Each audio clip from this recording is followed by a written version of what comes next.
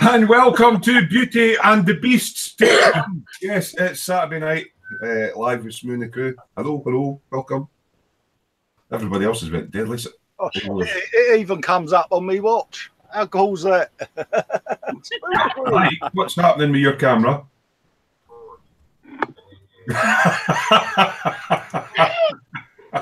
It's a giant puffin. Yeah, hi guys. Thanks for joining us for the usual carry on and mischief on a Saturday night. With us this evening, we have Dave and his puffin. Dave, what's your puffin called? No, that's Tommy's one. Mine's up. Everybody, right. No, that's Tommy's puffin. That's Ragnar. And Ina's here. Oh, Ina's up there. I thought Pip had maybe done something to him again. No. we also have our $6 million man, Cole Brammy Governor. We can rebuild him. It's Mr. Festa himself, Colin Wilkinson. Hello, people. Your puffin's got a rather nice. He's got a nice pork pie hat on that puffin.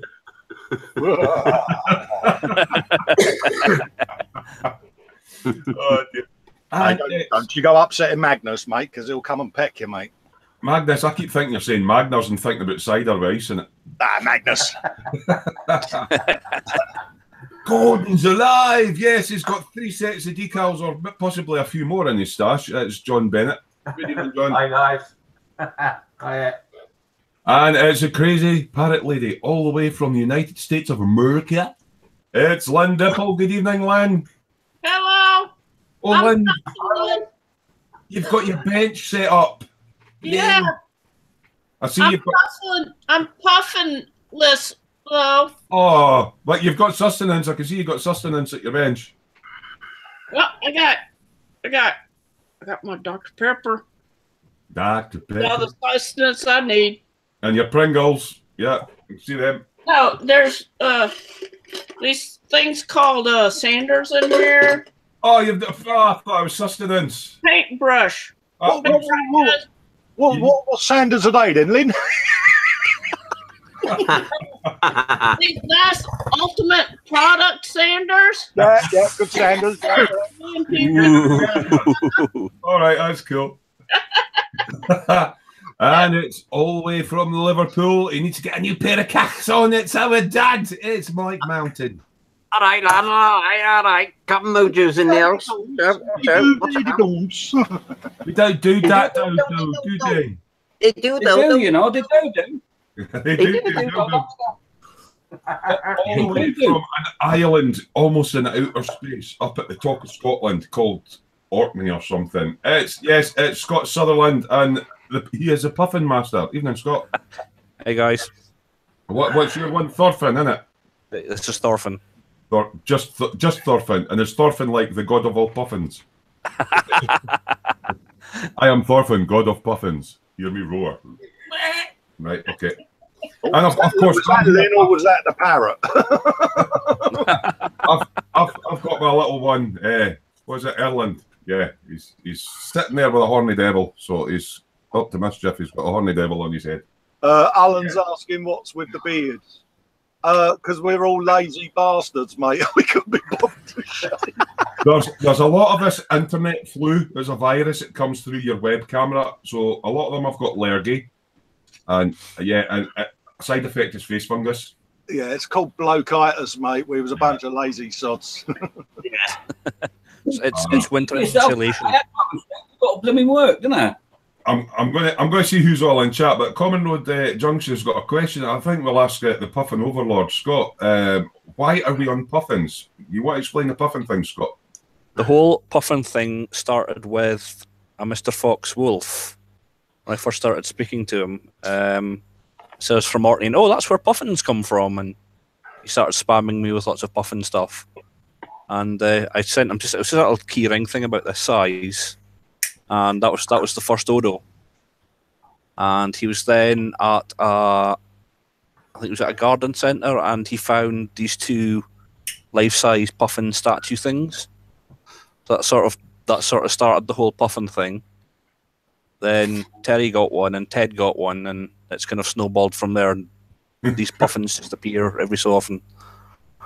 So yeah, that's what the puffin thing is. Right, so who have we got in our live chat tonight? Now, just a reminder, anybody that's tuning in and have maybe got us from the Facebook link and you're viewing through the little window, usual, click the YouTube icon and it'll bring it to the main YouTube and you can chat with us in the live chat. So first in tonight, Common Road Junction. Good evening. That used to be something art as well. You changed your name, I remember. Alan, Northwest Modeler. Evening, Alan. Alan. Plastic welder in. Evening, plastic. Or should we call him welder? I don't know. Scrolling down. Kieran's in. Evening, Kieran. Alan's going, oh, puffin hell. Mark Steel Models is in. Stephen Whittingham's in. High Throat from sunny Plymouth. Evening, Stephen. Spidey Q8's in. What's he saying? We'd love to join you guys, but I'm driving south with my wee fella for his Easter holidays. So I'll say have a good show. Hi and bye. Right. Okay, Spidey. See you later. Oh, yeah. Look. Garswell's in. Black Rifle Model Works. Evening, Smoo the crew. On nights again, so I'll watch the show and play back. Have a good one and happy modelling. Cheers. I do. Ken Starrick's in. He's going morning all. Morning. Ken. Right, Ken. Morning. Must be another side. You. Yeah. Pip's in. I can see Pip. Oh, Pipsy Poos, oh, Pipsy Poos, oh, there's my lovely little Pipsy Poo. Don't quit your day job. She's gone all Laura. She's gone all Laura. It only comes up first. You don't come up with a I don't want my coffee. The Pepsi Poo's remix will be available for e-download soon. Ray from Malta's in. Hiya, Ray. How you doing, fella? All right, guys. Davey UK's in. Evening all. Davey. Evening, Dave. Yeah, I'm not well. Mike's giving me his lurgy. Oh, Whipple. Oh, she just said that stinks. I said, I'm not surprised. Mike gave me his lurgy. Yeah, It's good because Davey, I tell you. Oh my god.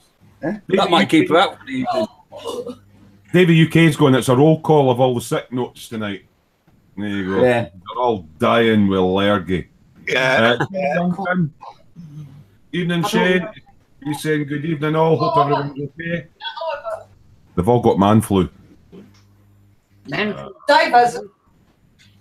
A bunch of girls, mate, will need to write some prescriptions for some man up pills and test you lot. Yeah. all right, some prescriptions. All right, enough. You're a pharmacy last day, haven't you? Yeah. Could I get my repeat prescription for my Rohypnol, please, Lynn? Yeah. I'll send it to you via email. Paul Lloyd's in. Good evening, Paul. It says evening all. Hope everyone's well. No, they're all dying with a cold. Kieran's asking, Colin, how's your recovery going? All right, mate. Getting there slowly but surely. I'm still not able to run a marathon yet, but yeah.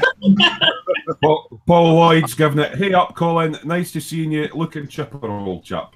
Yeah, life's too short to be miserable, mate. And Yam's in, and he's going, you're looking well, Festa. Evening, Yam. Yeah, cheers, Yams. Oh, yeah. Getting there, mate. Still as mad as ever, mate. Alan Northwest Modeler is a mental health nurse. He says he's going to section a lot of us. We're mentally unstable. Hey, Alan, I'm not mentally unstable. I've got my discharge card to prove it. Expat's in. Hi to all. Hi, Expat. What's that? Yam's going, they ain't being in my cell. Yeah. Christopher Connerbear's in. Evening all. Evening, Christopher. And that's me caught up. That's me caught up with the chat for now. So yeah, hi and welcome. Right, who wants to be first to show what they've been up to this week, apart from blowing their nose and stuff? Mike. We'll go to Mike first. Yeah. What have I been up to this week? What have you been doing this week? I've been up to some of that. A chesty coat. Oh, yeah. You've been overdosing on night nurse again. Some of them. Other brands are available. Yep. And some of them. What's that? Oh, didn't give them to Lynn, by the way, because the paracetamol. And that's about it. That's about it, really. I've done little bits on the lifeboat, but not a lot to speak of.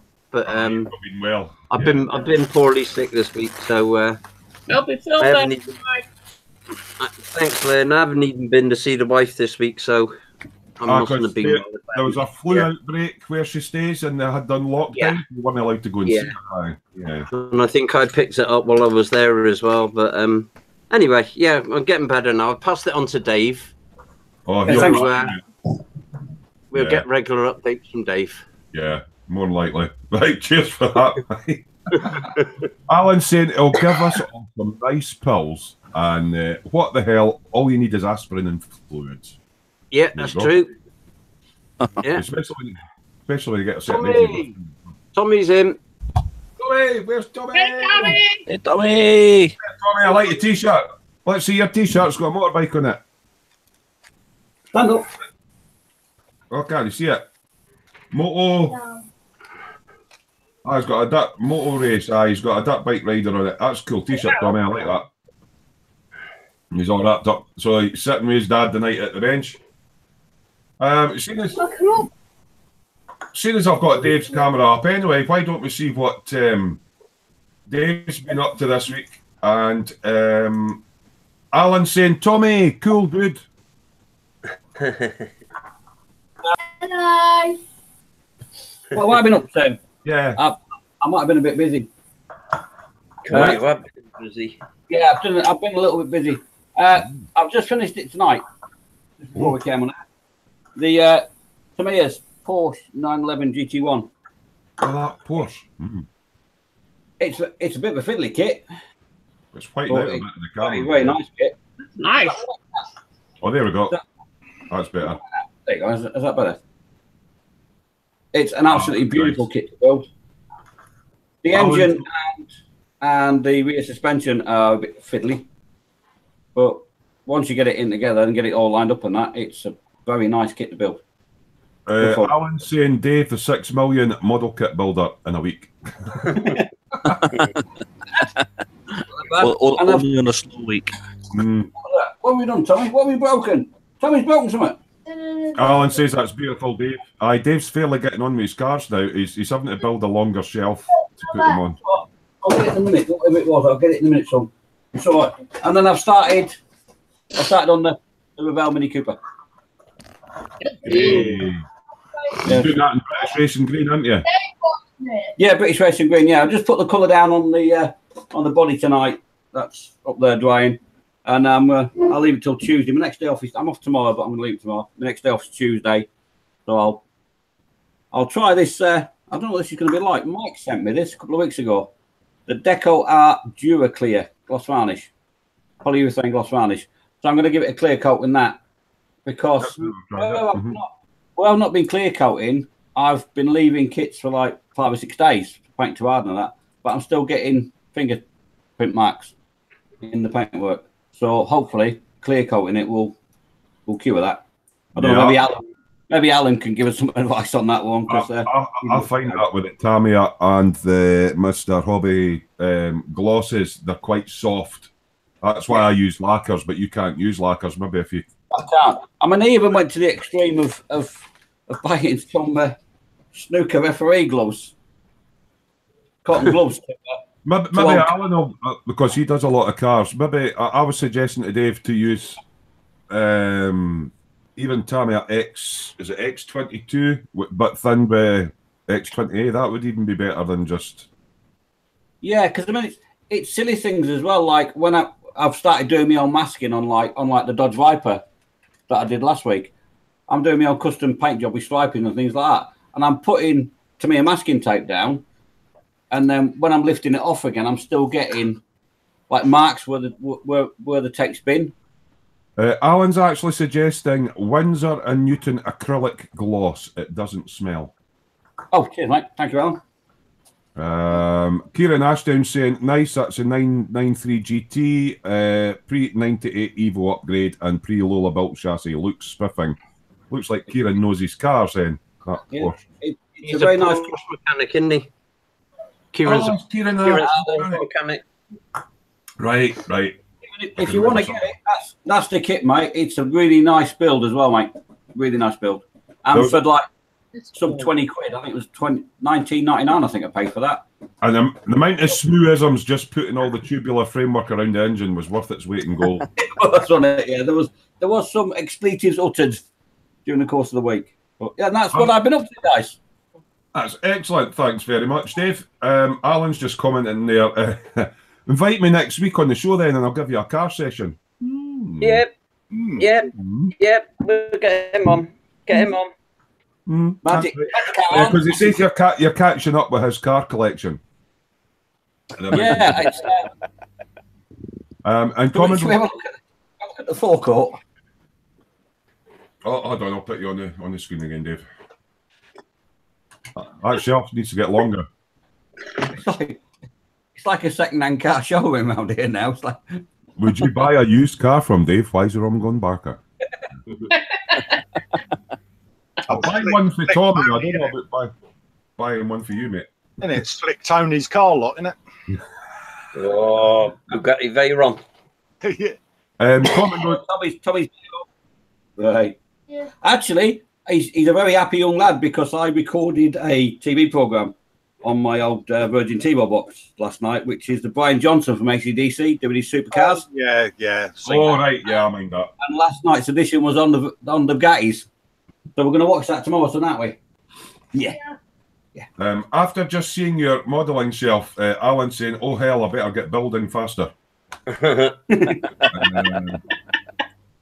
What else? Common Road Junction was saying, obviously, people were sort of subbing to each other. If you click on their name, a lot of them have got YouTube channels and that, and he's managed to get up to 51 subs. It's going up. Good for you, mate. Now on 52. Kieran's saying he's got pictures of my boss's one. He owns a 1998 black PlayStation 2 liveried GT1. Oh, nice. Oh, lovely. Oh, stick them on the old dungeon, mate. If you can get hold of some pictures of that, I'd love to see that. Aye, I stick them on the dungeon. I mean, it doesn't have to be of a model. If it's of an interesting car that is available as a model, they're good for reference pictures for people. I mean, I was away at the bike show and I'm going tomorrow, and taking reference pictures of all bikes and all that. It's quite handy. Might not fit because of the. Oh, what is he building something tonight, Dave? With the beauty of these with the kids and that is if something sort of like falls off, they're just Lego basically. You just rebuild them and stick them back together again. But as I've taken the roof off, he suddenly decided he wonders if one of his Lego men can actually fit inside it. Which is no. Does that mean he can strip it down and build it again if he gets bored? Like being the Lego. Yeah, they're great. Right. Yeah. That's fantastic. Common Road Junction's asking what models are we all working on at the moment. Well, the Mini's your next one, Dave, is it? Yeah, I'm on the 124 one. Yeah. Not a very great detail kit, but you know, bit of paint job and a bit of imagination. Is it the BMW Mini or is it the old Austin Mini? No, BMW Mini. BMW Mini. Cool stuff. Alan says he's working on a Ferrari 599 GTB with custom Puma decals. We've seen a couple of pictures of that, Alan. Yeah, with the big Puma on the gorgeous. It's looking nice. Right. Beautiful. Cool, blimey, governor. How's you doing? What have you been up to, young man, on your bench of? Not a lot, really. You lie. You lie. Bit of work on the old cat. Meow, meow. It's looking good. I love that exhaust system out the back, mate. That is brilliant. The old truck pipes out the back. Yeah, so that's gorgeous. Well done. That's got to measure it all up. Yeah, you know. So little people on bit of work on that. What else have I been doing? Breaking things. Yeah. Have you been breaking things? Yeah. I'll fess up to that one in a minute. Right. Gloss coated me transit van now that's got the decals on. So That's not 2K either. What's that you've used? That's Plasticoat gloss sealer. it's what I use to fix the printing on me decal paper. It's the fixative I use, but also makes a nice gloss coat, as you can see. Mm. Well, you're getting some windows in it as well. Yeah. Bit of window edge going on. Done some weathering on the legs on that. So I've only got one more leg to do, and then they can all go on. Bit of work. Just a borrowed. Bit of work on me tank. A little bit more filters and stuff like that on that. Yeah, that's coming on. Sorry, what did you say, Terry? I'm saying, could you know I borrowed one of John's legs? He's got a new spangly fucking Captain. I went to go and start prepping me Concord yesterday and dropped it, and I broke the fucking nose off. Oh, that's awful. After all that work of getting it all working and everything, I snapped it right off where it joins the fuselage. So I got a choice: either cut the front end off and remake it, or just go bollocks and glue the nose down. So it's kind of just sat there looking rather sorry for itself at the moment. I think it'll be a bollocks stick it in job, isn't it? Yeah, it's one of those because it's all glued and ready for paint, and you know, I'm displaying it with a nose down anyway, but I spent all that time getting the mechanism working, and like I say, I was having a move round out here yesterday, and it kind of quite fragile, that front end, isn't it? Yeah, it really is quite a poxy little design on there, because it's just that one little tiny piece of plastic there that holds the whole weight of the nose on, and it, like I say, it's sheared off. I could try and drill it, pin it, and all of that lot, but to be honest with you, you know, it's going to be displayed coming into land and all of that lot, and it's just like, I don't know. I'll need to think about it. Yeah, it's a bit fragile though, as well, isn't it, Colin? Because I mean, you can raise and lower the nose, but it is really quite wobbly and fragile, and I don't trust it even if you repair it. So I might just glue it and fuck it. Just got to catch up with the front wheel, Colin. Although you had to move the position of it. That kit originally, the front wheel's not very good as well on it, is it? It was in place. Yeah, it was right back here. It was right back there, mate. So I might have moved it way forward. Yeah, but reading the review on it, isn't it weak on it as well? And when you display it standing on its wheels, it has a tendency to snap itself. Yes, yeah. You can get metal undercarriage for a lot of these, though. I drilled out the main landing gear and stuck in a twin core earth wire to give it a bit more reinforcement, because they tend to do that. They tend to do the splits. But it's one of them, you know. I might have a epiphany moment with it and go, do you know something? I can repair it. It's just I've got the nose in about 9 different bits at the moment, and the visor's broken off. It's just like, So I might order a new visor assembly off of Revell and have a go at redoing it, but I don't know. I need to think about it. Yeah, I'm just wondering if the way you've put it together, if there's a possibility of getting some extra thin on it and just with crafty peeling it apart, putting it in. It's the thing is literally it is such a tiny little stem of plastic that supports all the mechanism and the nose, and it's that's sheared off. You know, if that had been intact, I would have been all right. But that takes the whole weight of the nose, all the mechanisms and everything, and there's not much to it.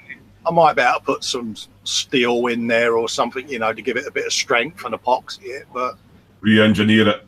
Yeah, it's one of them I need to just sit down and go, right, okay, let's figure this out, and I haven't really had the chance to be honest with you. Beef it up a bit. Yeah, it's had so many modifications on that front end. It's just like one more wouldn't hurt. So it's not been broke, so I might be lucky and be able to splay it apart. We'll see. It's gutting. That's gutting that. Sorry to hear one that. of them things, mate. I'm just going to catch up in the chat because there's a few about your stuff as well. Oh, what's Kieran saying? He's doing a main KV2 Toon tank and started the Takom King Tiger and his dial for his Tiger, so he's busy. Common Road Junction, obviously about your van with a wrap on it. He loves a bit of Star Wars. Kieran saying the van looks the dog's danglies. Getting there. And Common Road Junction's asking, are you doing a diorama with that World War One tank that you've got? Yes. Yes, I've started laying it all out. It's going to be a full trench battle scene. I've got all the soldiers and everything, and it's going to be sound and all sorts going on. So without giving too much away on it, yeah, there's going to be a dio. I'm just trying to figure out what Yams typed in. I don't know if it's auto spell or checker or something. He went, I hope you've recorded.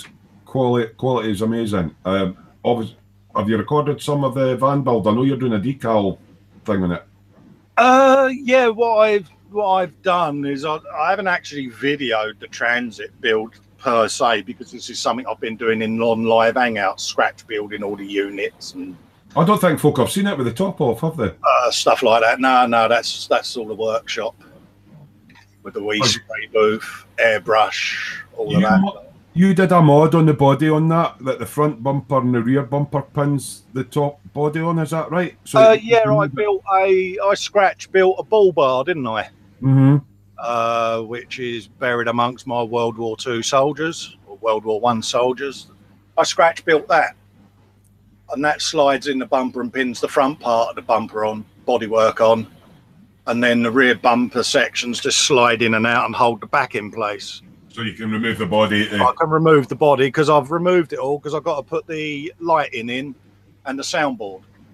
Have you decided to do that again because you're humming and hawing and thinking you've got so much in that you were in two minds? Yeah, but I can shoehorn a soundboard in there, mate. Oh, the units. Yeah, inside the unit, mate. There's just enough clearance for the soundboard and the speaker.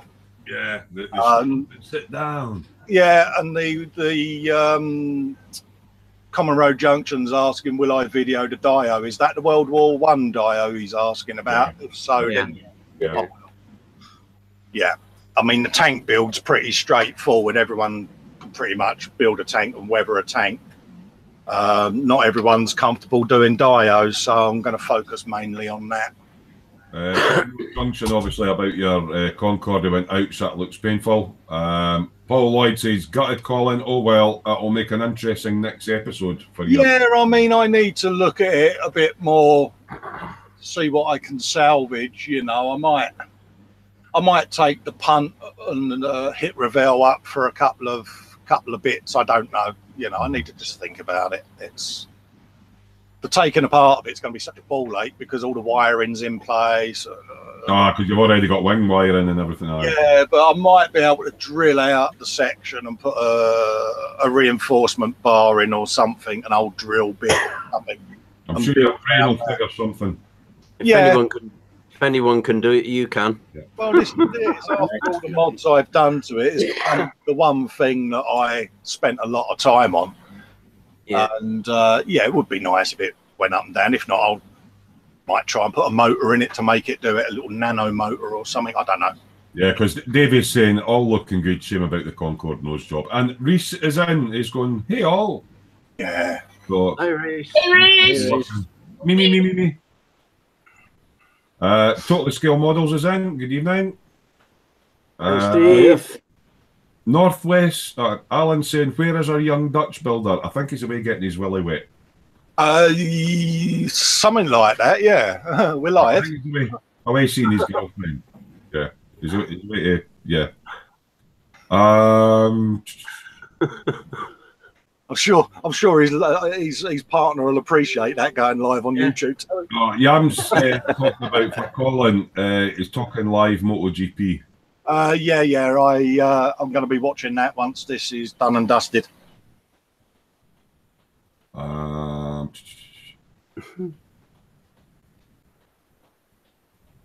Common Road Junction saying, why don't you just glue it or not really what you want? He wanted the nose to articulate. Yeah, it's one of those. The common problem with the kit is the nose mechanisms made out of clear plastic, and anyone and everyone that's tried to build it, it's always disintegrated. Brittle. I found a way that you could either scratch build it or you could dip it in sprue goo and it would reinforce the plastic, then your nose would work. And that was the idea behind the build, to show that you can have the nose working. But I wonder if you could make something out of full etch. me and photo etch, yeah, right. I avoid that like I do hair, mate. Photo etch and screws and sliding. Bollocks to that. I've got enough screws in me, let alone fiddling around with them. Kenneth's in. Good morning, all. Hey, Kenneth. Hey, Kenneth. Right, we're going to go and have a little look and see what Gordon's Alive's been up to, Mr. John Bennett. Oh. What have you been up to apart from congratulations to your son on passing his bike test? Yeah, he's been out on it all day today. Yeah, great fun. Oh, Congratulations on your new leg. you finished your Dukes of Hairby? Yeah, Yay! So that's that finished. that's that finished. I've been making a tree. Tree. Baby Jesus in it. What was that, Lynn? There, I saw a squirrel in this tree. All right. He's after his nuts. Yeah. Yeah. So I've been doing the tree, waiting for the tree to go off so I could mount it to the base. Mm-hmm. So the little dio with it and stuff. And I've been working on this at the moment. Star trekking across the universe. Yeah. Yeah. What one's that? What kit's that, mate? It's the Polar Light 1000 Enterprise. Cool. Yeah, but what Enterprise? B, C? It's prior to the refit, so it's the ordinary standard Enterprise. It's Ah. not got the A. Not got the A, blimey. No. I've It's been, white out when you take it up to the camera a bit, because obviously it's white plastic. You need to put your hand behind it. that's what I've been on with. Oh, there you go, decaling. There's a lot of decals on them, isn't there? Oh, Yeah. John's got buttons. I've got wallpaper. So, What's that? 3 sheets of wallpaper. this is it. You bought it up earlier on, so I've got what to say. Yeah. That's my new leg. That is a cool leg. Right, cool. I want to know where you got my photograph from. Hold on. Oh, wait, no, it's no 3 legs, Bennett, is it? 3 legs, Bennett. Oh, fuck. There we go. So the carbon fibre one on the right's your racing leg. The one in the middle's for going sailing. Yep. Alan's saying Right, about John's new leg. And that's for having a shower in. God's sake. That's...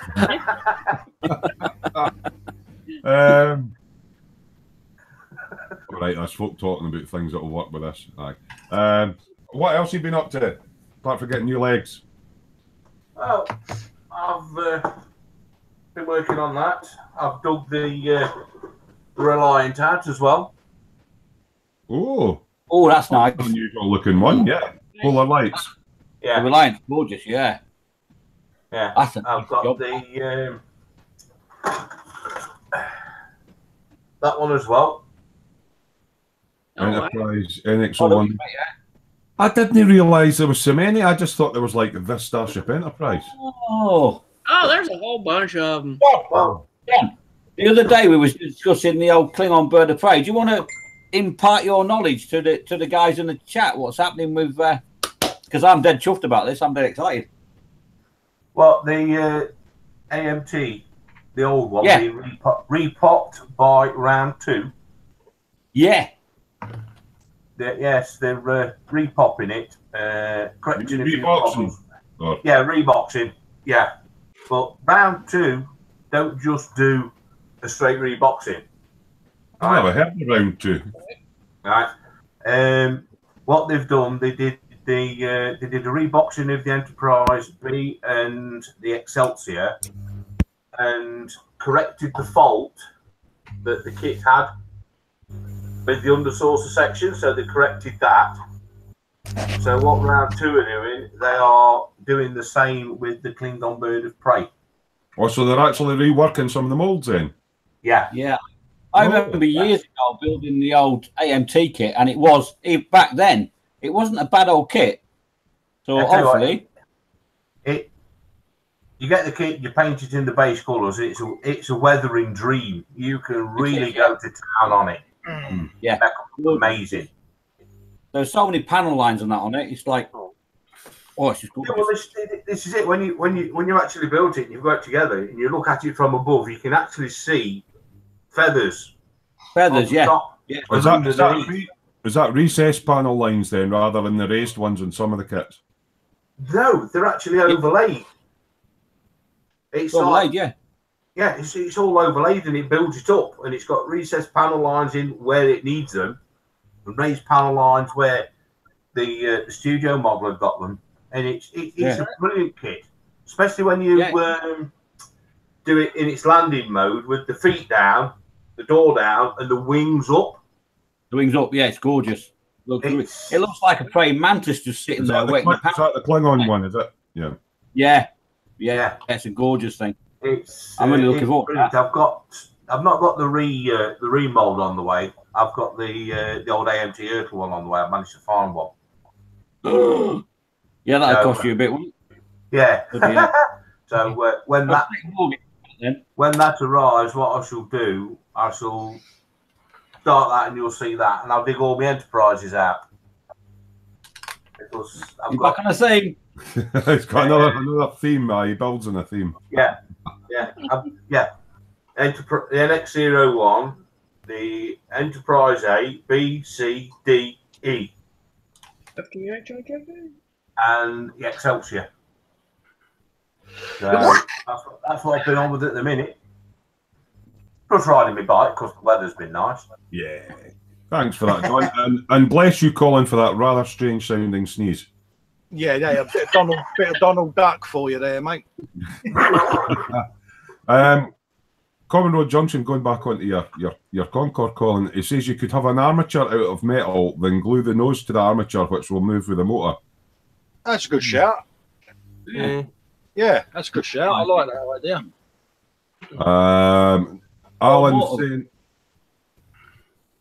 Alan's saying, wow, nice enterprise. That's the John. Paul Chaplin's giving it evening all. Total scale models. See, I don't know all the Star Trek stuff, but he's saying he's got an AMT kit of the Bird of Prey. That must be a Klingon. Yeah, that's the original one. Yeah, that's what I'm about. Yeah, you lucky person. Yeah, lucky person. Hang on to it. It'll go up in value. Right. Commodore Johnson is asking, was someone building the Victory last time, or was that me? Yeah, I've got a little one that Dave sent me. It's kind of finished apart from putting the flags on it. It's nothing special. That brings in the time it's taken him to build that, Nelson had won the fucking Battle of Trafalgar in his. It's small. I don't do small dinky. See, that brings up the debate then, John, doesn't it? Where you just said, keep hold of it, don't build it. It'll only go up in value. You know what I mean? Do we want to do that? Do we want to dash kit? Financial gain? Do we want to build them? You know what I mean? There are people who buy a whole load of kits and hoard them for years as an investment. Yeah. I'm a kit builder. Exactly. Yeah. The thing is, certain plastics go off after a while and they get a bit brittle and they degrade over time. Especially if you have them in your lot. What about the guys in the chat? Do you reckon we should old kits for investment or just build them as model makers? Let's get the debate going.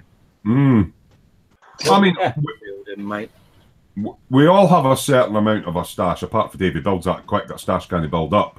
But, we all have a certain amount of stash, but the aim is, or for most people, the aim is we're going to build them eventually, especially in my case, eventually, yeah. I had it with a Sheen bike, wasn't it? Some geezer emailed me and said, oh, that's going for 120 quid on eBay. I bet you wish you hadn't built it now. And I was like, why? Models are building, It's like that. They're fetching silly money. Yeah. Yeah, I seen one on the Fleabase, and I quite fancied it because I liked the Pepsi livery. Is it the Hasagawa one? That one is it? Yeah, the same with that. It depends, it depends on what people want, if they, if it's a kit they've already got and it's a duplicate and it's high value, then obviously they're going to retain it for an investment. But me personally, if it's a kit I want to build, I'll just build it. Yeah. No, that was Fujimi. Yeah, that's the one I seen on eBay, and I thought I'd like that, and I think it went for about 80 quid, and it was like, no, that one. That was Sarah Ferguson, Asagawa. Isn't it? Fujimi, or is it Eugenie? And that one's Asagawa as well. Don't know the man. Yeah, I've not built any Hasegawa, but I do know that a lot of them come with photo etch, and that is standard, eh? Some of them have got it as standard, and some of them don't. It depends which kit it is. Thing is, if you buy a kit and you don't build it, you become a collector, not a modeler, don't you? That's right. Yeah. So you build them, you buy them, you build them. That's the way I look at it. Paul Sharpland agrees with you. He says build them. Common Road Junction says, as you say, it's debatable. Well, it depends on whether you're a modeler or a collector. I think that's what we're kind of deciding on now, eh? Yeah. I have 2 Airfix kits. I think one's a Hurricane and one's a 190. They're actually in when you used to get Airfix kits in a plastic bag. That they used to do commercial work. Yeah, and they're squirreled away in a safe place. And I also have the. But are they worth money? Top Gun. Are they worth money though? Because see that Hero build we did. Now that's a kit that's available now as a starter kit, and it's a ship kit. And there was somebody on eBay with an original boxing with original artwork version of it, trying to sell it for like 30, 40 quid, and it's like you can buy them for £14. Is it worth it just because it's original boxing? It's a bit like the Corgi Dinky car thing, isn't it? Well, this is it. I saw the other day on Fleabay the James Bond, is it Aston Martin, the early one with the rotating number plates and the propellers? Oh yeah. Yeah. I played with one as a child, the Corgi. Yeah. Yeah, well, Airfix made one, and I saw one of them on eBay the other day. £315 it was going for. Yeah, they had the Matchbox James Bond on there the other day, and you're just like, oh, really? It's crazy money. Yeah. He's mad. Total scale models is saying, Gordon, it's the 1350 scale one, so it'll go as 1350 Enterprise. Kit number is AMT 949-12.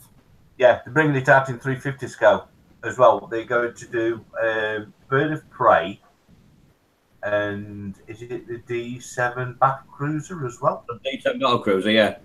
So how big are these in 350? Because Dave was explaining to me about, I've only just sort of learned the ship scales. The 700 is the smaller one, and the 350 is slightly bigger and all that. Comparison-wise, how big are they? I mean, that one you held up, what? That one, the saucer section on the 350th. Is that a 350? No, that's 1000. Right, okay. I should say the 350th scale saucer section, I reckon it must be getting on for at least 18 inches in diameter. All right, so it's a big. Right. Yeah, it's really big. Yeah. I mean, the length of the Enterprise at 1/350th is 3 feet. Yeah, and the Bird of Prey, the wingspan on the Bird of Prey is about 20 inches. Do you reckon, John? It's about that, isn't it? Something like that, yeah. It's Mike's brother's in. John Mountain's in. Evening, All right, John. Hey, John. Hey, John. Hey, John. As you were saying, Dave, sorry. It's about 20 inches long, the Bird of Prey, which is it's quite a fair size, the AMT one. Yeah. A beautiful kit. It really is. Honestly, guys, when they re-release it, grab it because it's a gorgeous kit to build, and the weathering you can get on it is, isn't it, John? It's gorgeous, isn't it? Yeah, and it's got that much scope for doing lighting on it and stuff as well. Oh, it being big, yeah. A bigger model, room to put LED and stuff in. Christopher Conybear agrees, build them. Total Scale Model says he buys his to build.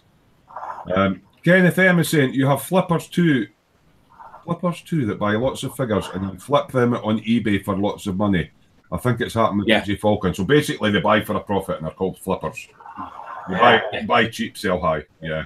Yeah. Yeah, but you get a lot of people that buy off of Amazon, bung it on eBay for £5 more. You see that hell of a lot. Aye, I've been caught out with that. It was Mike that told me to watch out for that. You place an order, all they do is they ship it straight from Amazon and they charge you £5 extra. Yeah, they're making a £5 an order. Yeah, it's the oldest scam on eBay at the moment. Ray from Malta was saying, well, nice, John. That's great. He obviously likes his Star Trek. Common Road Junction saying, yeah, that's true. We love the hobby, so just build it. By the way, evening, Vince. Vincent has joined us. Hello. Yeah. Hey. Sorry, I'm a bit late. I'm just popping in to say hi. It's okay. You need to fill in the appropriate form with Mike. Is there a willy wet form then? Yeah, you can get that from the genital urinary clinic. You know where. Yeah. Totally Scale Models was talking about the Aston Martin. It was a DB5. Yeah, it was. Yeah. The guy in chat. With tire wheels. Yeah. Actually, when I was coming back from Telford last year, there was a classic car meet the same weekend somewhere in the neighbourhood of Telford. And I actually got passed by. Cigarette you've got there, Vince. I actually got passed by a DB5, like as a proper survivor, like unrestored and anything. Wow. Beautiful God. I don't understand why people want to pay that much for them, because you can get the DB5, the James Bond one, in the Airfix starter set. Yeah. For like £15. Why would you want to pay? Oh, this is it. Level of detail. Northwest Modeler says he got one, the DB5, 125th, cost him £20. Now, to me, fair enough. All right. But the guy was selling one in its original boxing, not been opened, the bag was still sealed and everything. Right. £300 plus. Nah. Yeah. Unless you're a collector. If you're a collector, it's like, I know a guy, he's got the complete Airfix range. See, I feel collectors are robbing model makers of the chance of getting an old vintage kit and enjoying building it because they want to hoard it and say, I've got it, but you're not getting to build it. You know? Well, he did that with me. But I went round his house the other day to see him, right? And he was sorting some kits out and recataloguing them and stuff. And he was handling them with white gloves on. Oh my gosh. Like a librarian would do with a vintage book. Yeah, right. He'd got all the really early Airfix stuff with like the ones that we started on in the bags. I'm guilty of using white gloves to handle models. I'm sorry. Oh, Dave says he's been doing that with his because it's his fingerprints on his gloss work. Yeah, exactly. Which is fair enough. But when you're getting a kit and you're just getting the kit number or something like that and just adding it to your collection. Yeah, actually, I read something about that yesterday because has Dave got a dove or something there? The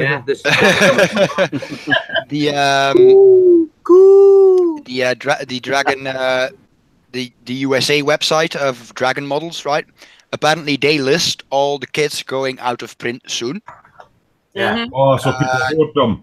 Yeah, so people start hoarding them because I've got you've got two initial production Tigers, the 131 based one that went to Tunisia, like the one that's set in Bovington, basically, and then they've got the version that went to Russia. I've got the version that went to Russia. That has already doubled or tripled in price by now, just because they announced it's going out of print soon. I've got the 131 Tiger, right, and I paid £25 for it, brand new. Off eBay, whatever, right? And I paid something like that as well. I got offered the other day £80 for it. Wow. Well, there is money to be made in turning over kits. Otherwise, there wouldn't be modelling shops buying kits in and selling them for a profit. But I just feel that if it's a classic kit, they're not hoarding it, then, are they? Well, if it's a classic kit that's out of print and you're just a collector, you're robbing a modeler a chance of something that he really wants to build that are hard to get, and if you do sell it, making a profit out of it. It's like with some of the Tamiya bike kits. right? Oh, I know. Like, some of them are. Luckily enough, right, Tamiya do release certain number, like I think the last one was a Kenny Roberts one. That's why I'm hoping to do a lot more re-releases, because I wasn't modelling in the 80s, and there's a whole range of the earlier stuff that you're paying silly money for, and the decals are all yellowed. And I wish Tamiya would re-release Corky Ballotons. Just re-release them all. Just do a print run. Right, we'll do 1,000 of this, 1,000 of this. I wish the Mia had the same business model as Bandai does. Because that's what Bandai does. Bandai saves all their molds. Like, literally, they've got a high-stack warehouse that's insane. I've watched the video on how the... Yeah, exactly. Because you can go onto HLJ, like, to name an example, the rotary hanger for the big Yamato, right, that I have. They put them all in back order till there's enough to run a print run. Yeah, exactly. So you can actually back order it with HLJ. It may take a year, it may even take 2 years, but you know eventually you'll get it and you'll have it for a they'll know they need to do a print run of 500 to make profit on it. Otherwise, heating all the machines up, and that's going to make a loss. So if they take back orders, then they can say, right, we've got 500 people wanting that. Right, it's time to do the back order run of that one, and just put the jig up. And yeah. It's like with the Tamiya 48 scale Lancaster, right? That had been out of production for ages, because you could tell as soon as you opened the box if it was an old one, because it was moulded in black plastic. Right. The new ones are moulded in grey. Yeah. It's softer. Yeah. Right. Now that's what Tamiya do. They'll produce the bikes for so long, or whatever, the kit. Then they'll stop that run. Then it goes out of production. Then they'll start reissuing something else. Colin Road Junction saying, if you can get two, build one and sell one. Well, if you know it's a high profit kit, you could do that. Yeah. Yeah, you can do that. Yeah. Expat Spain says he builds kits, but he collects the dinky corgis. Yeah, that's a separate hobby, isn't it? Yeah. Collecting dinky cars. Yeah. Yeah. We'll see what Lynn's been up to, Terry. We will. You've missed Lynn. Oh, I've still got Scott to do as well. Yeah. I'm just catching up and chatting and everything. Lynn. You've got your bench and everything working now, haven't you? So what are you fiddling with at your bench? I'm fiddling with the bug. Bug. The bug. Got a bug. Oh, Got the bug. And I'm just putting some primer coats on it. Have you I still use what's called a paintbrush. That's all right. Aye, well, a hairy stick. But I do have a Sparmex TC 620X air compressor on the way. Oh, did you slip and fall on the buy button? Yes. And I also slipped and fell because I went to the Models for Heroes auction. Yeah, that was on ISM last night. They raised a lot of money. Yeah. And I ended up doing a very spontaneous buy. Oh dear. 50th Blackhawk. Oh. I don't know which one. The picture looked cool. I saw the picture and I went, okay, that's mine. Boom. Yeah. You're all right though if you're brush painting, because are you using Steino res, aren't you? So that brush paint's fine anyway. I use Steino. Yeah. Yeah, you can get it cheap, can't you, in America? Yeah, so that stuff brush paint's lovely and it just self levels beautifully. Mm-hmm. I just do it in thin layers. Yeah. On, like Ted would say. Yeah, thin coats. I do everything in little thin coats, and I thin down the paint if I. Well, you've been doing it that way for years, haven't you, since you were a youngster? So I've been doing it ever since 1975 for a long time. Have you got an idea of a theme for your bug yet? Kinda. I'm gonna do. It's kind of like a little test. What I'm gonna do? Okay, I'll spill my. Oh, you're going to spill the beans. I don't want to spill the beans. Oh, it's going to be a surprise then. I want to make it a surprise. No, that's fair enough. Doing an extra little video. Right. Okay. What I'm going to be doing. Right, that's fine.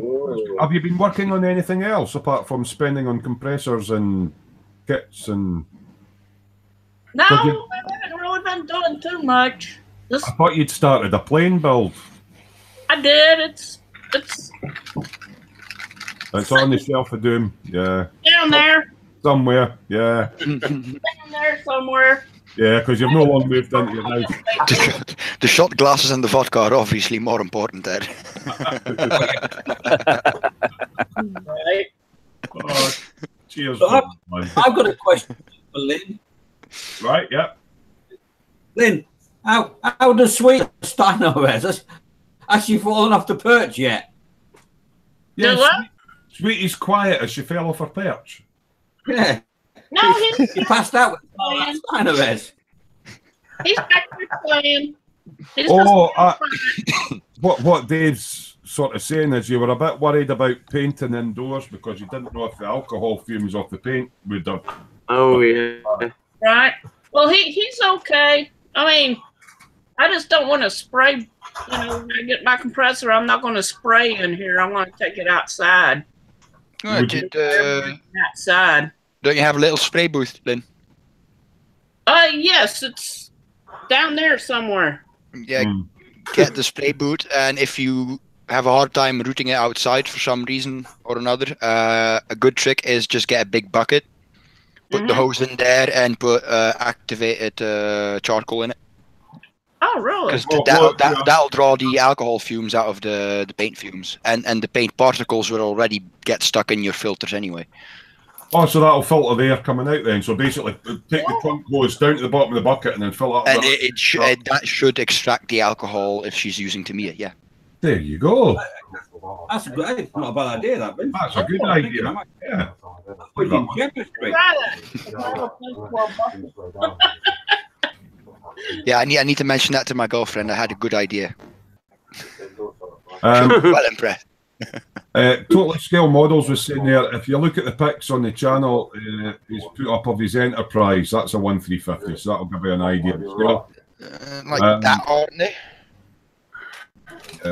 Kenneth M is saying he's bought an original Predator 2 Halcyon kit for less than $100 because the box was damaged. The same kit with perfect box fix is $200. Well, he bought it to build, so he doesn't care about box condition.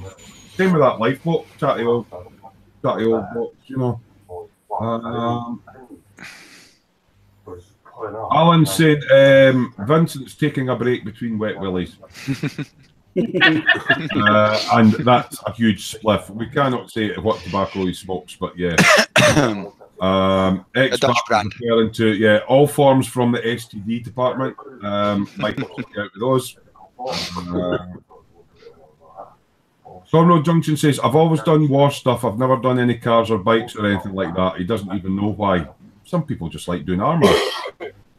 And he uses a paintbrush, but he really wants an airbrush. Oh, Neil's in. Neil Kroll. Not here for you for a while. Yeah. You're well. Neil. Hey, Neil.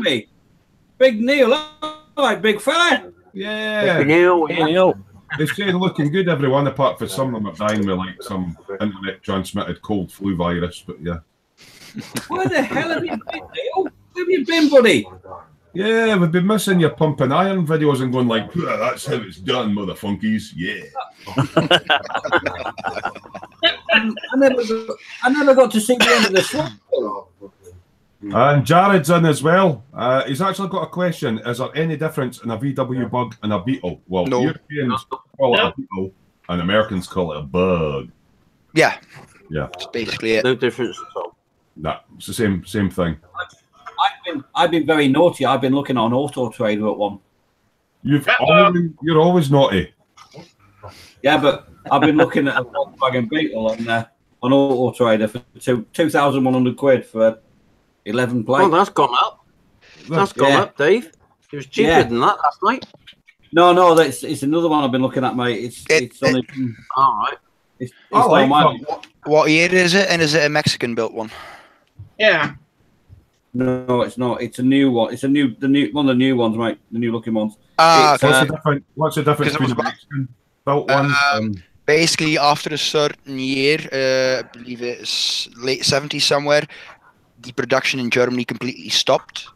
and they basically started importing the ones from the Mexican factory. Like all the ones with the elephant feet backlights, with the big round backlights, those are all Mexicans. So those you can probably get for a few. So when you press the horn on them, they go. No. Well, no, if you press the metal on them, your fist goes through, basically. All right, thinner sheet metal, not to the same standard. Yeah, it's not German steel, basically. Yeah. Right. No, the one it's one of the new looking ones, not one of the old style Beetles, mate. Unfortunately, They're stopping production of the current new Beetle, by the way. Something strange happening on Mike's camera, Mike. I think they're bringing back the microbus, Dave, as an electric car. Yeah. Mike. Yeah. Doing, Dad? Did you manage to get a few of those? Every week, my picture freezes, and I never know whether it's frozen or not. So I thought, if I keep doing this, somebody will make a comment, and then I know my picture's not frozen. Paul Freeman's just joined us. Evening, Smoo. Evening, Paul. Hey, Paul. just like random puffin. There's puffins appearing. And welcome to Wildlife Trust's puffin broadcast from the Utter Hebrides. Aye. Yes, talking to puffins. Scott's been building I quite like what he calls it. It's a Kraken Hasegawa demolition digger, but he calls it a digger thingy. My diggy thingy. Diggery thingy. What have you been up to? Because I know this has really got your mojo back. It's a Kraken. This thing. That's smart. It's on the board because it's not actually all properly glued together yet. Right, because you've got a lot of weathering to do. Sort of around the back part there. Mm-hmm. So I got some scratches and some rusty bits. Mm-hmm. And I have all the hydraulic lines to put on the boom arms. You sound like you're not looking forward to the hydraulic lines, but at least it's not photo etched. No, it's vinyl tubing. Like it's all pre-made to fit, but it just looks very fiddly and. With super glue. You're going to use super glue, CA glue. Ooh. I don't know yet. I would try that GS Hypo stuff. Yeah. If you use super glue on it, it'll go white round the end. Yeah, that's what I was worried about. I thought I might try. That's what I told the nurse. I do super glue on it. That's why it's gone white round the end. Yeah, but John, wouldn't the Odorless, the Bob Smith Industries gold one, wouldn't that work on it? Though that wouldn't turn it white because it's odorless.